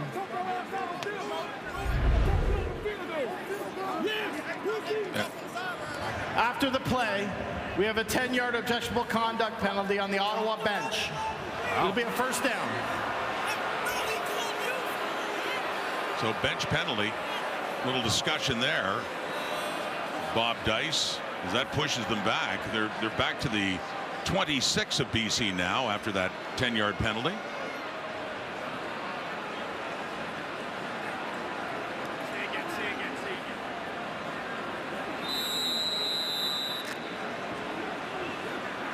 It is a 1st and 10. Ottawa still pressing a little further back with the penalty, but still in scoring range.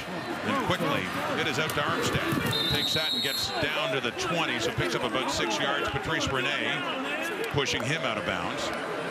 Yeah, but I would suggest that Patrice Rene sort of broke a fundamental in that tackle as well, because he just let his legs stop. And yeah, Armstead ran out of room, so he ran out of bounds after the hit. But this is Rene in the first one. He did the same thing. He went to hit him, and he had more room on the sideline, so he fell off. And you see how the legs just go away, and he sort of almost just end up diving for him. You got to keep those legs underneath you. So they mark it at the 22. It's a 2nd and 6. Brown is throwing. It's caught. 5. Touchdown. Look who gets it again. He's got his first 2 career CFL touchdowns. Nick Mardner with the catch. What a half he's suddenly having. 22 yards, and the Red Blacks increase their lead. And Drew Brown's on a record pace for passing yards in a single game. I mean, he's over 300 now with this throw. What a great challenge by Bob Dice to keep this drive alive, because it ends in a major. No flags on the field. Mardner with his 2nd. Nick Mardner. And there is now a flag out late again.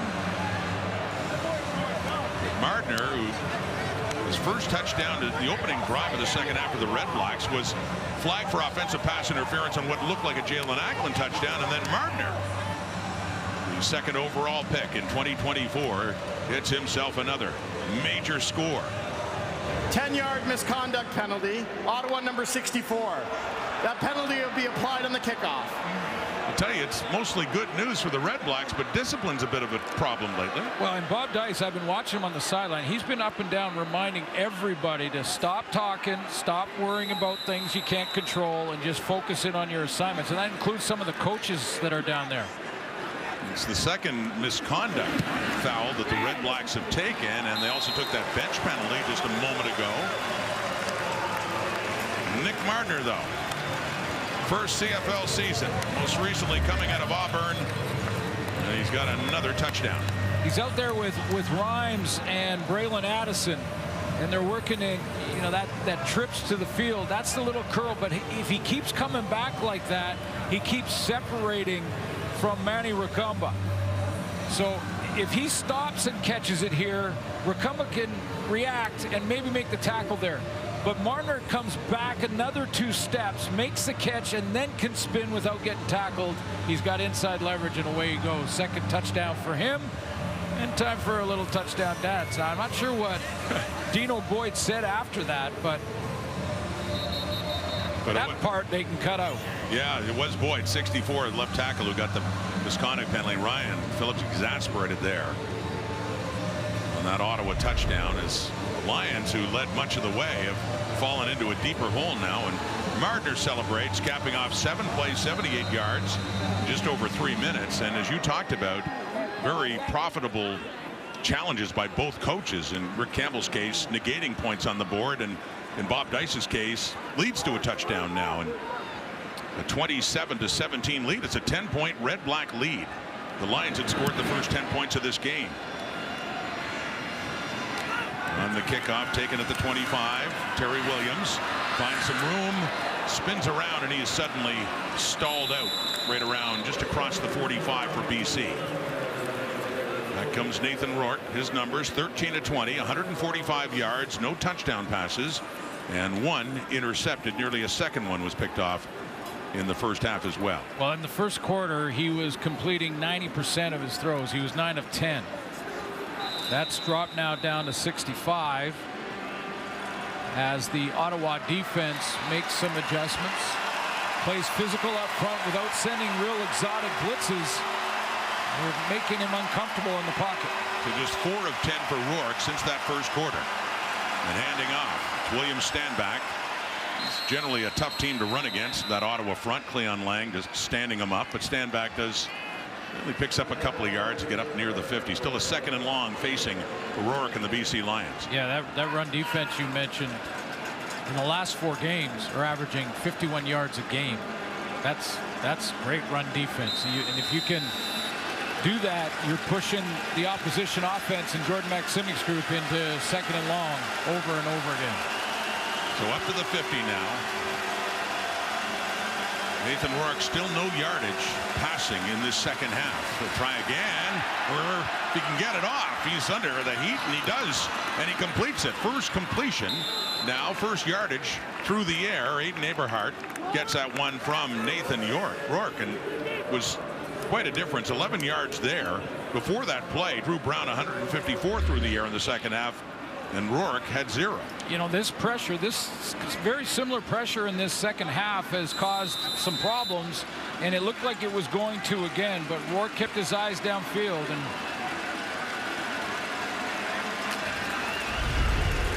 got it done. Got a new set. Eberhardt with 4 catches, 54 yards, and a big one there. A first down, trying to stem the tide here. The momentum swing Ottawa's way. They're down 10 points. Off to the right, complete again. Javon Catoy, and he's a tough guy to bring down. 3-4 Red Blacks take their shot at Big 86, and they finally do limit him to a 4-yard gain. Yeah, when they were really clicking offensively, Javon Catoy was contributing in a lot of different ways. One of his best games, over 70 yards or almost 70 yards receiving, was way back against Edmonton. But then he was nicked and hurt, just sort of settling in again since his injury. Played a couple of games. Sorry, Rod. I was going to say, once again in 2nd and long suits, 2nd and 7 after just 3 yards. Catoy really had to work for that. So Rourke again throwing, and it's off the fingertips. It falls incomplete. That too was intended for Catoy, but it is an incomplete pass, and a 3rd down and long is coming up now for BC. Well, Nathan Rourke just looked at Rick Campbell, and Campbell said, stay out there. Probably a little bit of a breeze in the face of the BC Lions offense. Is it too far for Sean White? Doesn't want to risk that, so he's, rather than punt and play for field position, is going to go for it here on 3rd down. Well, this is big for the Red Blacks defense too, to keep this momentum going for Ottawa. Trying to force a turnover across the 45. Here's Rourke. 3rd down and long, and it is caught down at the 40. It's a first down. Wow. They barely got enough. That's Eberhardt with a big catch again for BC to get that first down. Aiden Eberhardt comes up with a big one here, and he has to go up and get it first of all, because again the pressure was getting to Nathan Rourke. Look at that extension to go bring it down, but he has to put his foot down and roll forward because he wasn't quite there yet. And he wasn't touched down until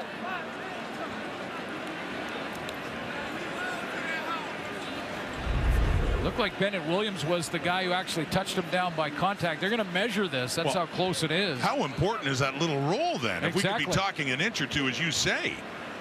This is inside the 40, but very close. The sticks come out, and got it. What a difference. Yeah. That little bit from Eberhardt at the end. Well, Rod, this is where we always hear the cliche. It's a game of inches. It certainly is that time. The inches you need are everywhere around you. That was any given Sunday, if you're wondering. But yeah, I mean, get your movie. So there's the touchdown but you see he's touchdown by contact there, but he had rolled a yard to get there, and that was the yard he needed.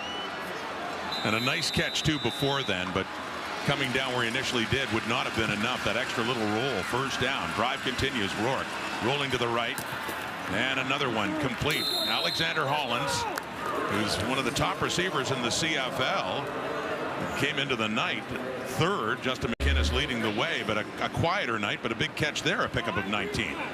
First 5 games for Hollins, 573 yards receiving. His last 5, that production has dropped to just under 200, more than half. He's trying to get in sync with the new quarterback. Just his second catch, now for 18 yards. There's Katoy again, inside the 10. He takes some hits. Ball comes out. Was he down? Ottawa football, if he was still up, because he was fighting for more yardage. But again, we asked that question. Was Javon Katoy down? Going to have another look at this. Was he down, and was he down on the turf and not on a defender? That's the question. Because if he's not down and touching the turf, it's still alive, and that ball can come out. Let's take a look. Katoy.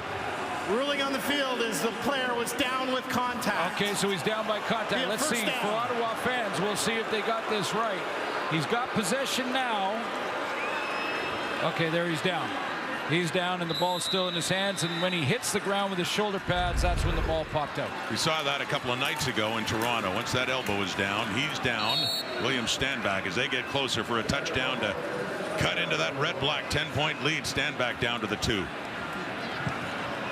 Well, I would go back and say, because you don't, you never want to second guess coach's decision, but that third down play, wow.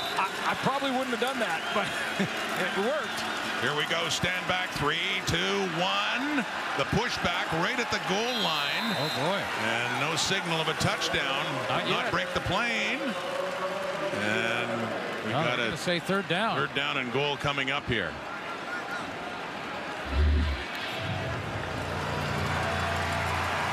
It'll be reviewed automatically. Did the ball cross the plane? And you've got to be able to actually see it. And there's, no shot. No shot. It'll be at the 1. Third down at the 1. Third and goal. What a huge moment again in this game. David Mackey, touchdown. Yep, they called it. Mackey got it. Waiting for that signal. Rick Campbell signals. Just kick the 1, get it within a field goal. But Mackey again in short yardage with his 5th touchdown of the season. And the reaction from Nathan Rourke, who lines up as a wide receiver, is just, he wants this badly. I mean, that roll again from David Mackey gets him in the end zone, because I don't think initially he was. When he dives here, he's not in yet, and then he rolls over, and right there the ball crosses the plane. You could see just the top of the football there, but Nathan Rourke, who lined up at wide receiver, ran all the way in there with his hands in the air trying to convince the officials that his teammate had crossed the plane. What a possession, and a risky one along the way for the Lions. Those third down moments. Sean White the point after. 10 plays, 63 yards in just under 5 minutes, and Rourke and the Lions come back and make it a 3-point game after Ottawa was really taking charge in this second half. Well, that third down gamble again, you go back, and with we're still in the third quarter. Like if it's 5-6 minutes, it's no brainer. You gotta go ahead and go on third down. But when Rick Campbell makes that decision and Eberhardt makes an incredible play to make it happen, wow.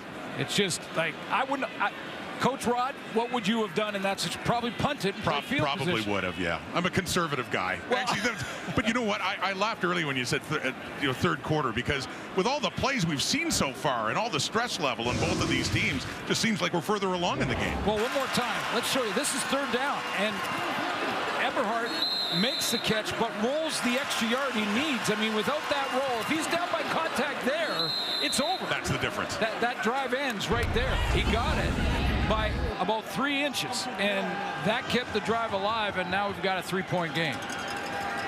And we're not even through 3 quarters. And to you, I know this doesn't even get started until we're down to the last 3 minutes, but it's been a lot of interesting moments in this game. Darius Pickett is on the return, and he gets it up across the 40. So over to you, Drew Brown, and Red Blacks offense now as he's coming on. And has had an excellent second half, but that momentum swinging back BC's way after that long drive.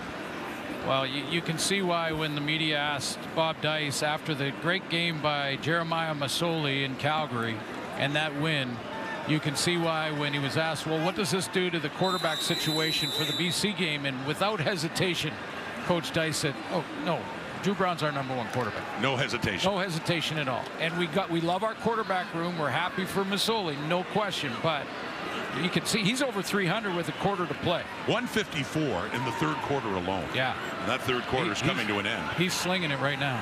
Might even add to the total. No, he hands off. Armstead and Ryder Varga, starting weak side linebacker, coming in and taking him down for no gain. A second and long coming up for the Red Blacks.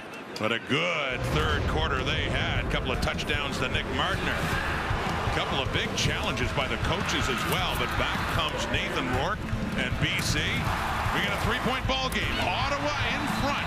The Lions looking to end the swings in that third quarter alone. Yeah, we have. And over 300 yards passing already for Drew Brown. That was a huge drive for Nathan Rourke and the Lions offense.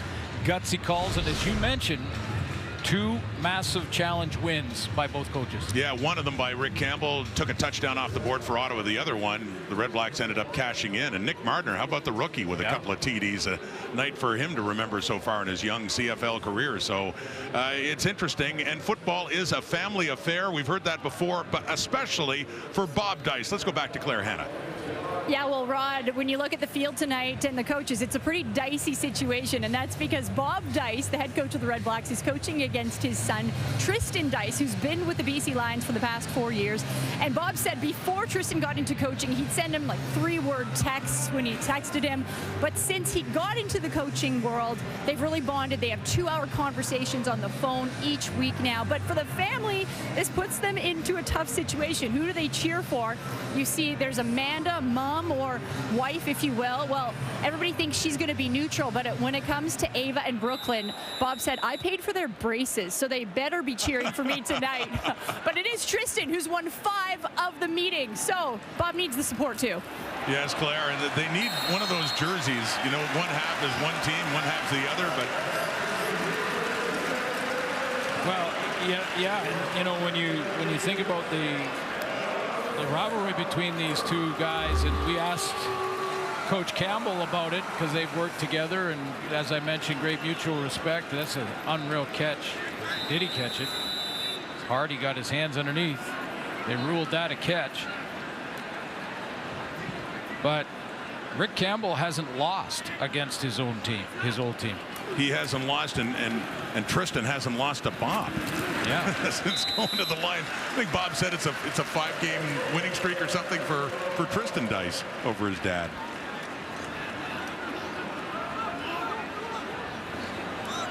But always a special moment. I mean, you know, obviously, with the exception of what goes on in this game, but for the Dice family and the mixed feelings, I'm sure.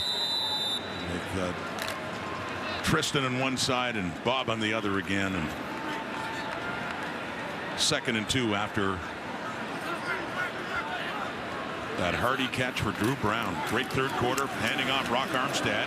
Well, he gets maybe a couple of yards. Once again, right in there is Ryder Varga and Ace Ely as well.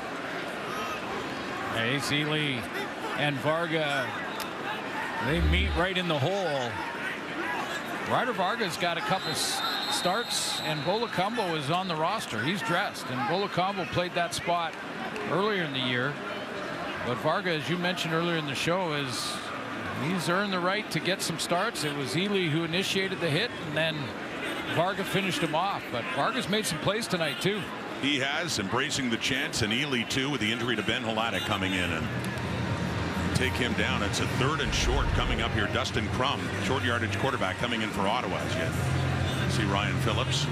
Halata was close. Apparently something happened in warm-up that just was uncomfortable. It was a game day, or down to the couple of hours before the game decision. We have an injured Lions player getting some attention now. That is Marcus Moore, defensive tackle. They work on the right knee area. We'll take a break. TD Place in a close one here, 4th quarter. Even without Marcus Moore, who's hurt, the Lions beef up front on this 3rd down and short. Dustin Crum, short yardage QB in, keeping it, pushing ahead, and looks like he does have it. In the Lions zone and pushing down towards the 45 and a 3-point Ottawa lead. And a first down away from turning a 3-point lead into at least a 6-point lead. So the next 2 plays in this drive, very important for both the Lions defense and Ottawa offense here to points on the line in the next 10 yards. Drew Brown 20 for 28 now for 336 yards, 3 touchdowns, 1 intercepted. And the BC 46. 12.5 minutes in the 4th. Throwing, it's caught, it's inside the 42 for Jalen Ackland. He has a touchdown on this night. That's a receiver in Ackland that's going to go back to Drew Brown and say thank you very much for that. And I'll tell you why. This is a slant route going right to Ryder Varga. Varga's coming, and he throws it low so he can protect himself. And once again, this time Brown stays in short yardage, and they try to pull him back. This was in a second down play, and they needed about 2 feet. So they didn't bother rotating Crum in for that short yardage play. It is enough for a first down. Sticks move. Ottawa REDBLACKS. So now you're in field goal range. So that also is part of the strategy here. Turn it. It's still just 1 possession if you kick a field goal, but you're obviously the major is the first priority. But this is where any kind of mistake offensively is compounded because you're in scoring zone. Boy, Bob Dice has had a lot of nail biters this year. Had a lot last year and ended up losing most of them. It's been the opposite story this time around. They've been on the winning side in those close games. And flags out. It's whistled down with the snap of the football. 2 seconds left on the clock. I'm not sure. The illegal formation, maybe. Procedure. Ottawa number 64. 5-yard penalty. Okay. Remains first down. Every time. So the procedure call to push the REDBLACKS back. Right just outside the BC 40. Jacob Ruby doesn't like it. Well, that's what I mean about. I don't think it was Ruby that got it. 64, I thought he said, which would be 64. Dino Boyd, the left tackle. Yeah. And Eric Starsala in at center, replacing Cyril Hogan-Sandal. That was last week in the game in Calgary. And the BC 41, 1st and 15. Armstead has it, tries to break a tackle, and the middle linebacker Ace Ely having a good night. He hangs on to him.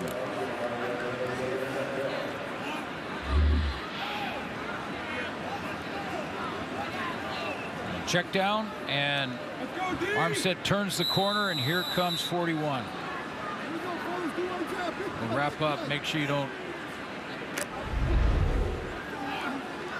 allow the tailback to step out of that tackle. In his first year at a Georgia Tech, Ayinda Ely. Call him ace. BC 35, 2nd and 9. Brown, pump fake, flushed out. Christian Covington is chasing him. Brown gets rid of it, coming back to the football. Just inside the 25 is Justin Hardy, and another first down for the Ottawa REDBLACKS. Well, I like how Drew Brown escaped here. He instead of just when he sees there's Hardy, he's going to be the target that's going to come all the way back to the football. We take a look at him first. This is a scramble rule, so he's got the deep corner route. So when he sees his quarterback scramble, he's got to come back down towards the line of scrimmage to give him a target. But the way that Drew Brown escapes, he escapes deeper than just kicking off and running to his right. Look at him get some ground, get some more time so he can get his shoulder around and deliver a strike. Up now to Hardy again. Short pass. Good run afterwards. They try to get him down. Bunch them, but not before another first down for the REDBLACKS. Getting closer and closer now to the Lions end zone. A pickup of 12 more yards for Hardy. Most of it after the catch. Hardy gets a block that springs him initially.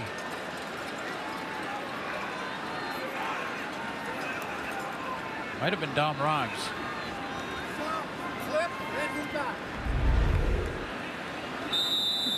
Another first, though, down to the BC 13-yard line. 27-24. The Lions were down 10. The end of the third quarter, and a long drive to cut it down to 3. But here comes Ottawa again. Scoring range, 13-yard line. And touchdown! Jalen Ackland. They're saying he didn't survive the contact. He's still down on the field after landing hard, catching the football. Yeah, this one is not pretty. He goes up to get this. It's a high throw. He's got to go high to get it, and then let's see who the defender. It was TJ Lee that just went through on the tackle. This is the one where you just hope that the neck doesn't get too much of it. It looks like it landed right on his shoulder blade, but then as he flipped over. Awful sight to see Jalen Ackland still down on the field. We'll be back in a moment at TD Place in Ottawa. After going up for a catch, coming down very hard on his back and his shoulder, and again, we've seen the scenario a few times in recent weeks, and players taking a knee with an ambulance out in the field.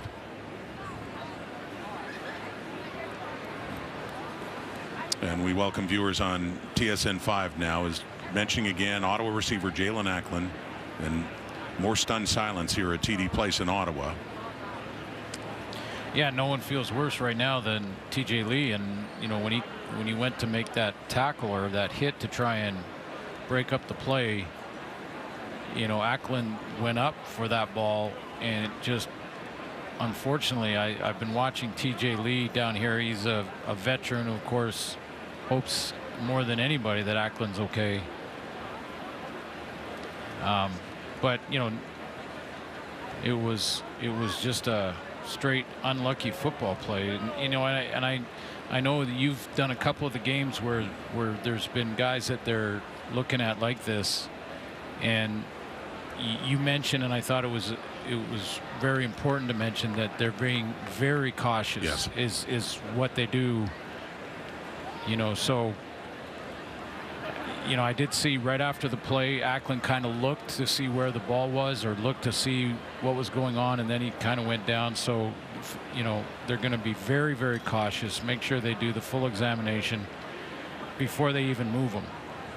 Last week in Hamilton, and what you're referring to, Luther Hakunavanu, yeah, exactly, of the Ticats in a game against Edmonton, right at the beginning of the game, was hit, landed very awkwardly on that play, and it was a similar scene where just a very quiet stadium and a lot of concerned people on both sides, of course, on both sides, everyone involved with the game. Just silence now and hoping for the best for Jalen Ackland. And even the moment last night of concern, definite concern in Winnipeg too, was Stanley Bryant. Yeah. Early on in the game, when he was taken off in a stretcher, in a cart, and in this case a stretcher out, the ambulance out. But fortunately, in the case of Luther Hakunavanu, was released from hospital later that night last week, and said he was okay. But yeah, TJ Lee didn't really even go low on the hit. He just was running to try and get to the football through Ackland, and you know he feels bad. And but you're right. I mean, both teams. This is where the line is, that you're out here making a living and you understand the risk, but you never want to see it. And let's hope that this is precautionary, and after a full examination at the hospital, that Ackland will be okay. It's been said before, and unfortunately been said a lot by us lately. You feel obviously most for the player, but you feel for their families too. Yeah, absolutely. Yeah, and just how difficult that is, on teammates, opposing players alike, that they're still, and I hate to repeat a narrative that we've said a few times over the past week, but first and foremost, it's about him, and at some point players are expected to go and play again and finish a game. Well, they're going to stabilize him, and they're going to, looks like I could see that he was moving his hands and his arms, which is a very good sign, obviously. So we'll, I don't want to speculate or anything, but again, precautionary. to make sure they completely stabilize him before they move him at all. And, you know, this is both teams' concern is there, and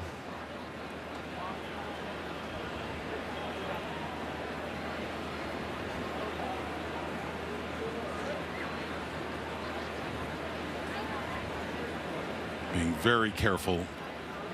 The medical staff out working on stabilizing Jalen Acklin. As fans, as we all look on in concern. We'll be back in a moment. Not being played right now, understandably, as they deal with the medical concern for Ottawa receiver Jalen Acklin, who was reaching up for a touchdown pass and landed awkwardly as he was taken down in the end zone, and they brought an ambulance out and a stretcher, and as we said before, taking all precautions to make sure that he is stabilized before he is moved at all. It's been about 10 minutes now.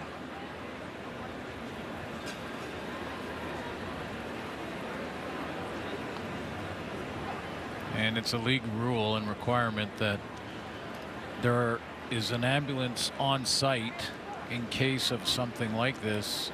So when Acklin leaves, we will have to make sure that there's another ambulance and the paramedics are here just in case. And we're told that there is another one already here. So we did see that last week in Hamilton, where they did have to wait for another one. There's Moten Hopkins, honored earlier tonight, one of the original Red Blacks and one of the greats in the Ottawa community as a player as well.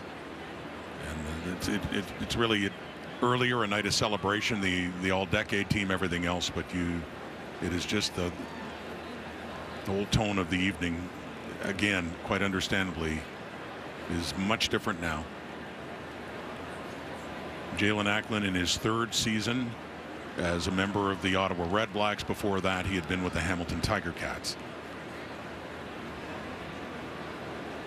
Oh, and these medical staff and paramedics so good at taking care of the guys when there are issues and being there immediately, making sure he's, you know, can't move in any way before they can, you know, take the x-rays and take a look. You saw Jeremiah Masoli in the bottom corner previously. They were teammates, good teammates in Hamilton and again here in Ottawa, and Jalen Acklin among the many who could really sympathize with everything physically Jeremiah Masoli was going through, and I could only imagine what Jeremiah is thinking right now as his friend is tended to.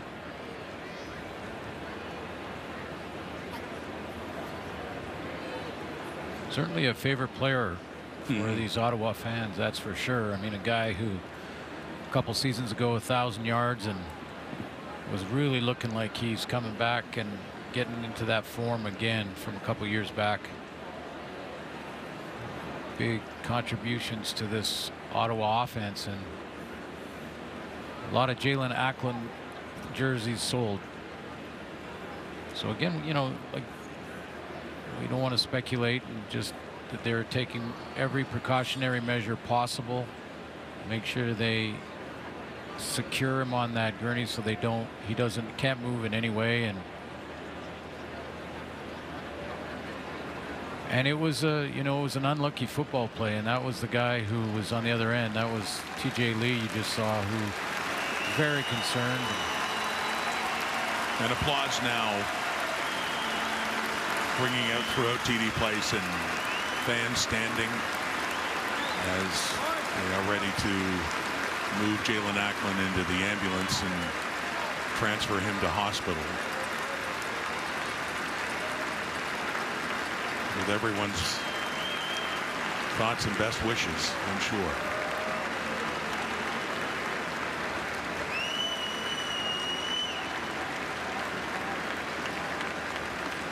And then you got to play football again. Well, that's what they're talking about, you know, to keep in mind that you got to play at top speed, try and not play cautiously because of what, you know, the last 10 minutes of watching Jalen Ackland be, strapped up and taken to the hospital. So the coaches are trying to remind the guys, get loose again, do what you have to do that. We'll give you the medical report on your teammate if it's the Ottawa REDBLACKS, but I'm sure that Bob Dice would make sure Rick Campbell knows too, and he could relay any news from Jalen Ackland as they go through their examinations.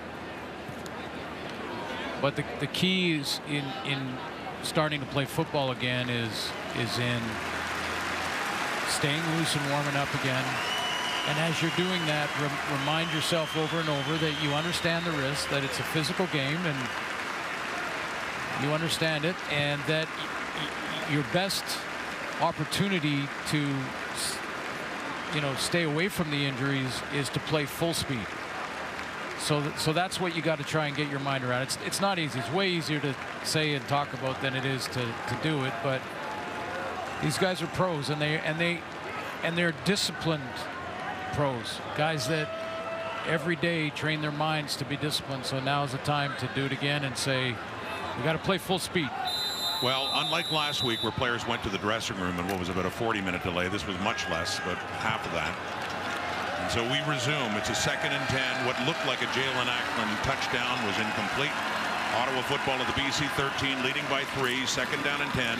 Drew Brown, and pressure coming in. Just a bull rush straight through by Josh Banks and a 3-man rush. And a flag coming out. A late flag coming out as Banks went right in and took Drew Brown down. Illegal contact. BC number 33. Half the distance to the goal, but it will result in a 1st down. So despite that play by Banks, that one is negated because of the penalty against Rugamba.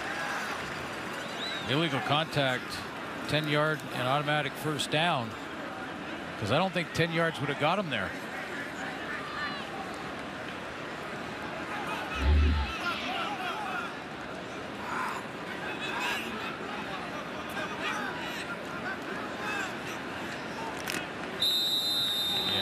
Grabbed his shirt. So instead it's a 1st and goal. It is down to the Lions 6-yard line. 8 minutes left in the 4th quarter after a lengthy delay. Playing again, trying for the touchdown, throwing, completing. Keaton Brugling, and a rare touch for Brugling, looking for his 1st touchdown of the season, and he gets it inside the 5 down to about the 3, the product of Carleton University. Yeah, Gary Peters closes so quickly here. This play often works. It's the inside fake on the handoff, and then get it out there to the flat and try to outflank the defense, and Gary Peters wasn't fooled. That was the 1st catch of the season for Brugling. Gets him a bit closer down to the 3. It's a 2nd and goal now. Ottawa pressing, leading by 3, and trying to make it a 2-possession game. Past the midway point of the 3rd, handing off. Rock Armstead, and no, Josh Banks is there, and he gets some help too. Limits the gain to maybe about a yard, and a 3rd and goal coming up.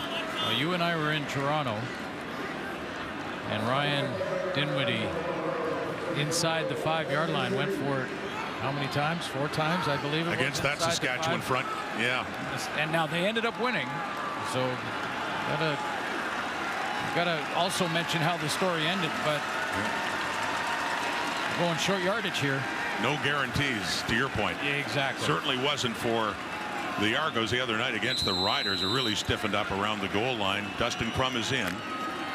So their short yardage QB. It is 3rd and goal at the BC 1.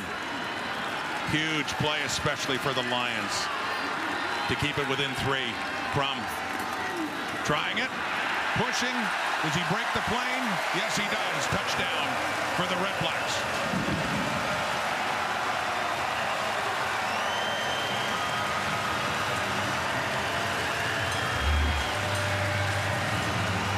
Off the right side, good push. Low man wins down here. That offensive line got it done. Jacob Ruby playing for Bladek at guard, and Pelios at tackle. A little bit of fullback help. Dom Ryan's even trying to get a little bit of a piece of Azili. Don't let the linebacker get involved. And that is the 7th touchdown for Dustin Crum this season. 7th rushing TD. Illegal contact penalty. The difference. Huge difference. 16 play drives. 16 over 70 yards.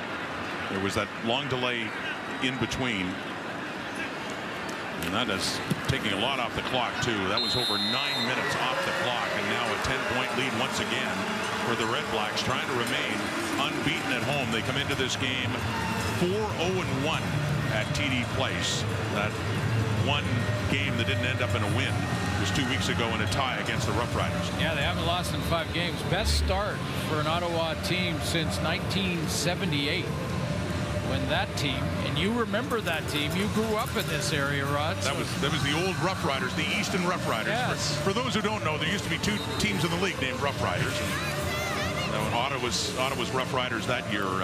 7-0 to start the year, and sitting at 6-2-1. It's best start since then. And back then, Tony Gabriel was still playing. He was, and Tom Clements, Conrad Holloway, they were the quarterbacks. That was a good team. They'd won the Grey Cup in '76, but they were upset by Montreal. There's 77. That was his number. And in the 70s, Tony Gabriel, after coming over from Hamilton, was just an outstanding receiver for Ottawa. So yeah, a bit of a flashback there. And for the 10-year history of the Red Blacks, easily their best start yet at 6-2-1 coming in halfway through the season. Not over yet, though. 10-point deficit the Lions will try to erase. And starting with that, Terry Williams, the ex-Ottawa Red Black, gets it up across the BC 40. So still plenty of time. 5:45 in the clock for Nathan Rourke coming out. And they're 10 points behind now after scoring the first 10 in this game.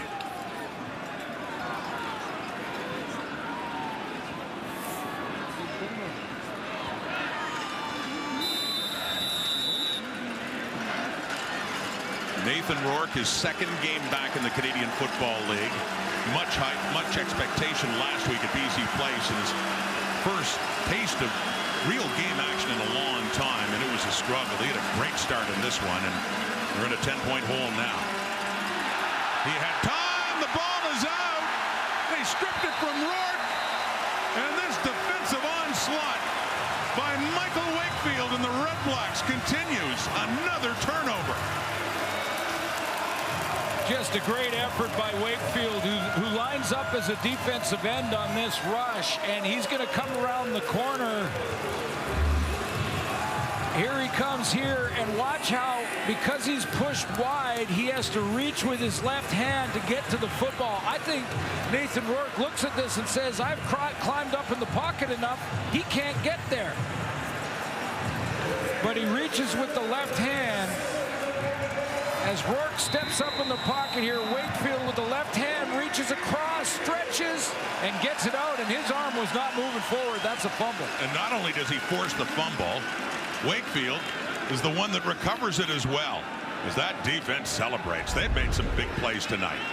Lions turning it over again in their own zone, too. It's at the BC 34. Ottawa goes to work. A screen, and it's read nicely. Addison coughed it up. And it is Jonah Tavai picking it up. So one turnover deserves another, I guess, as BC takes it right back up at the Lion 45, and a reprieve coming up here for Nathan Rourke and the Lions offense. Yeah, they get one back from their defense. This is a defensive effort against the big guys up front. The defensive line's making the difference. That's Covington. I know Ottawa fans are wondering, could that have been ruled an incomplete pass to try to get to a screen?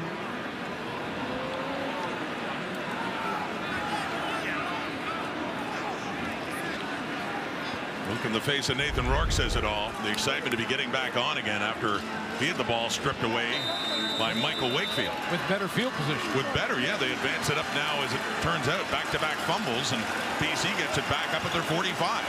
Just under 5 minutes, 4:45 and counting. Timing getting critical on the ground. Williams stand back. Good hole, good carry. Stand back picks up a first down, rushing right across midfield, a gain of 12. I think Jordan Maksimic really has to do that. I mean, he's probably concerned about the time and looking at it tick down, but he's got to keep the D line for the Ottawa Red Blacks honest. With that, they're in tempo right now, 4:17 and counting. throwing this time. To the right for Hatcher. He's got it. Down at the 45, just shy of a first down by about a yard. Second and short coming up for BC. Yeah, that's exactly what Maximic is doing with the play calling. Run play, then he goes back to a quick pass, quick game. Don't let that D-line hunt. 2-possession game. BC football. First down, stand back. Another good running play as he gets it down inside the Ottawa 40. As that clock keeps ticking and they keep working tempo.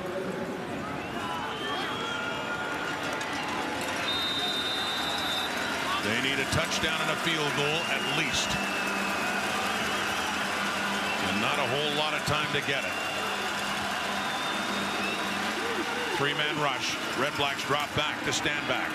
Santos knocks Adam Red, and he gets some help too. And a shorter gain there for stand back on that catch as he gets it down to about the 35. Baron Miles, leader of that Ottawa defense. BC needs 2 scores now. Need the field goal and the touchdown to get back to even. Clock keeps counting. Rourke makes sure everybody's on the same page with that play. 4 receivers to the left, looking that way, and it's caught inside the 20. And taking a hit but hanging on is Hatcher. 2:38. Clock is stopped.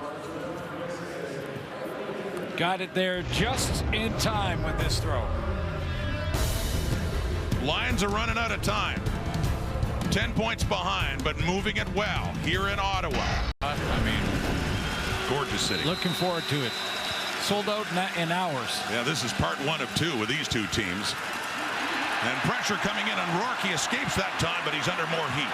Nathan Rourke trying to escape. Time running out. Makes a throw into the end zone, and nobody's there. 2:25 on the clock and a second down coming up. Darius Pickett was close on this push of Rourke, but I like that the officials are letting the guys play, and they did have Rourke on the run. You know, the question there is, can you pull up in time? It was close. I think a no flag is a good way to go there. 2nd and 10 at the Ottawa 17. BC needs a touchdown or a field goal at this stage. Needs something.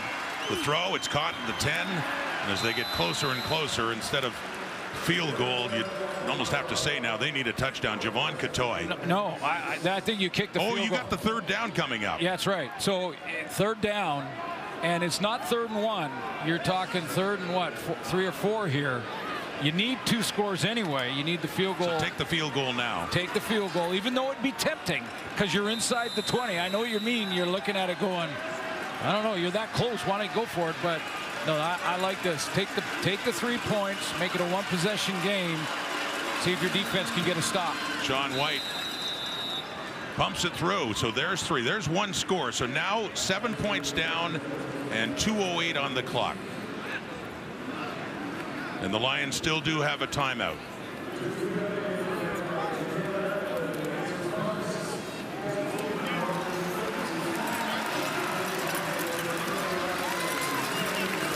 Let's get an update now from Claire Hanna.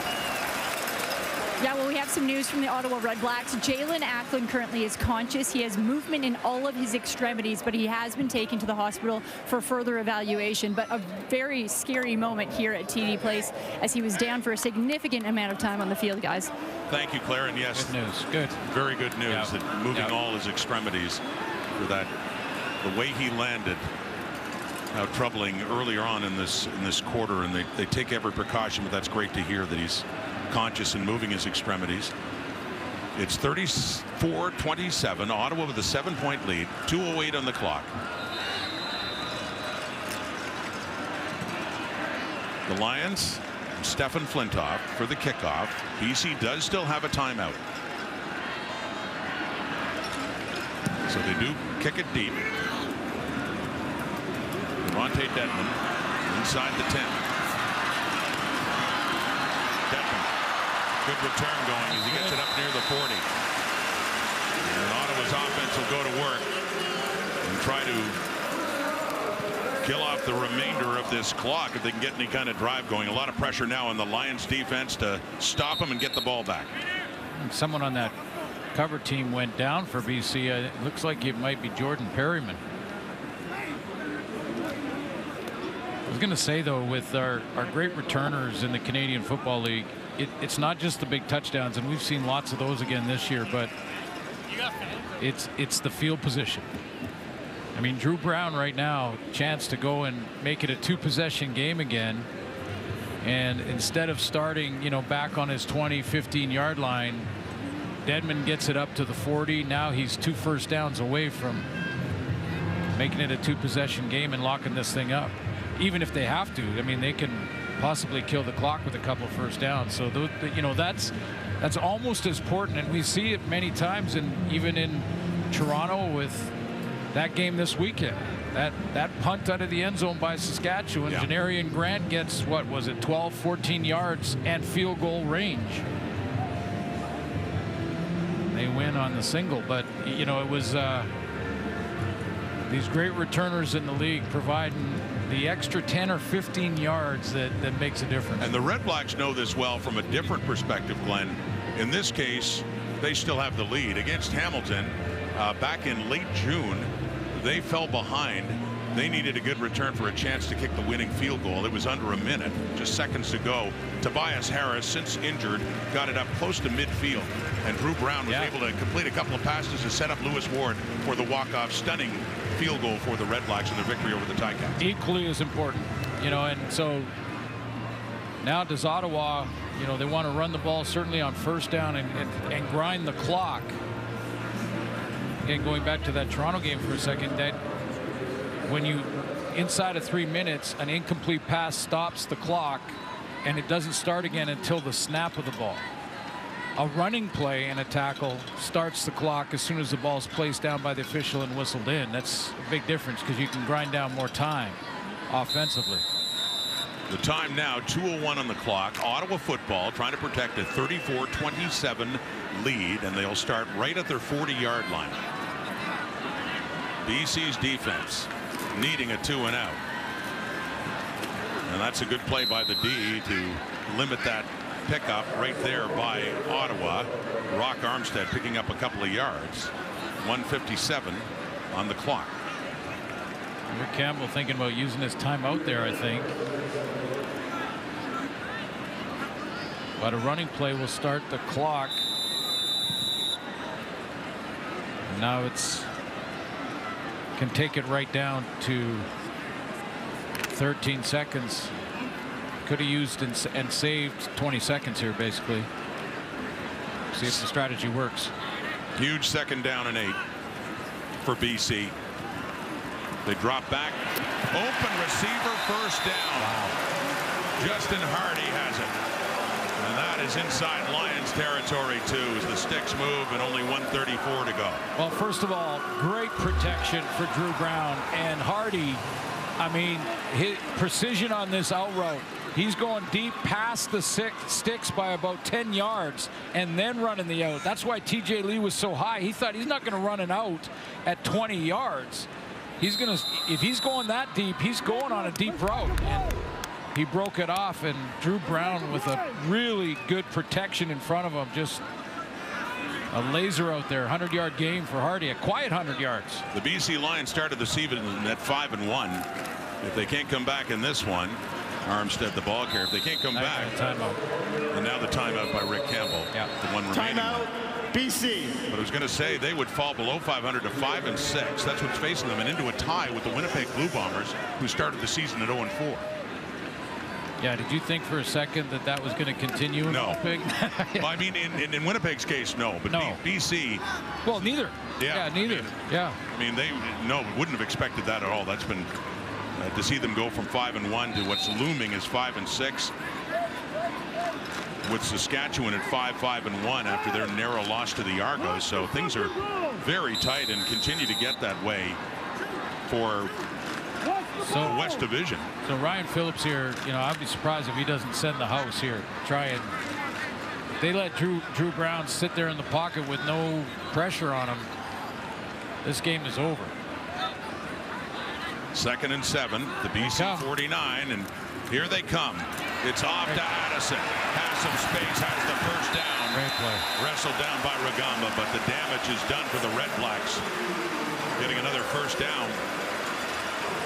Yeah, and that should, because that's field goal range too now for Ottawa if they needed it to make it 2 possessions. And this is a great play because it beats the blitz. It gets Braylon Addison outside to outflank the defense. They were sending pressure. Ryan Phillips had to make something happen. Couldn't let Drew Brown stand back there with no pressure on him. But pawn to king 4, queen to pawn 4, and that's what this game is sometimes strategically, and that was a great play call to get Addison out in the flat. Ticking down to about a minute. A 1st and 10-2 for the Red Blacks, in charge now and looking to improve to 7-2-1 and remain unbeaten at home. And I think 2 years ago the Red Blacks didn't win once at TD Place. Right now they're the only CFL team that has not lost a game at home, and it looks like that is going to continue for Ottawa. Yeah, listening to the players this week and seeing them on social media and things, they're asking what's the difference between this year and last year, and yeah, they're saying they're together and finding ways to win rather than finding ways to lose. And that sounds like an obvious statement, but it's those little things like that throw to Hardy, the protection up front, the little things, taking care of the moment when you have to have the play. You just saw the general manager Sean Burke breaking through, spinning around, and that'll do it as he slides down. And celebration starting. Bob Dice, the Red Blacks. Got some early good news about Jalen Acklin as well, as we heard from Claire, but this is pretty well wrapping it up now for Ottawa. And the little things in making the play. Did you see Drew Brown's concentration on where he placed that ball? I mean, Armstead got it right where he needed it. The handoff so clean, so there was no mistake made there. And then he bounces the outside. And then the smart move to not run out of bounds, to not keep going and adding yards to it. He had the first down. He knew that meant that they can grind down the clock and win this game. It's over, and he went down. Those are the little things that make the difference between winning and losing, and the Ottawa Red Blacks are doing it right now. Long starving fans here in recent years are up and cheering again in the victory formation for Bob Dice and the 7-2-1 Ottawa Red Blacks. Already the best start in the decade-long history of the Red Blacks, and as you mentioned, Glenn, the best start for an Ottawa CFL team since 1978. They celebrate. Still unbeaten at home, and for the BC Lions, game number 2 for Nathan Rourke in the books. BC's losing streak goes to 5. They fall to a record of 5-6. Drew Brown threw for 390 yards tonight, and Nathan Rourke made some progress. Yep. I think he was better than week 1, but still a long way to go. These two teams will meet again too. They don't have to wait long. Next week, part of the Labor Day festivities in Touchdown Pacific between Nathan Rourke and the Lions, who will host the Ottawa Red Blacks next week in Victoria, BC. Don't miss tomorrow too. Oh, the West is so tight and interesting. The Elks, I'm sure, are taking notice. They have a big one against Cody Fajardo and the Montreal Alouettes. That's coming up as week 12 continues here in the CFL on TSN. Ottawa wins again. Thanks for watching. SportsCenter's next on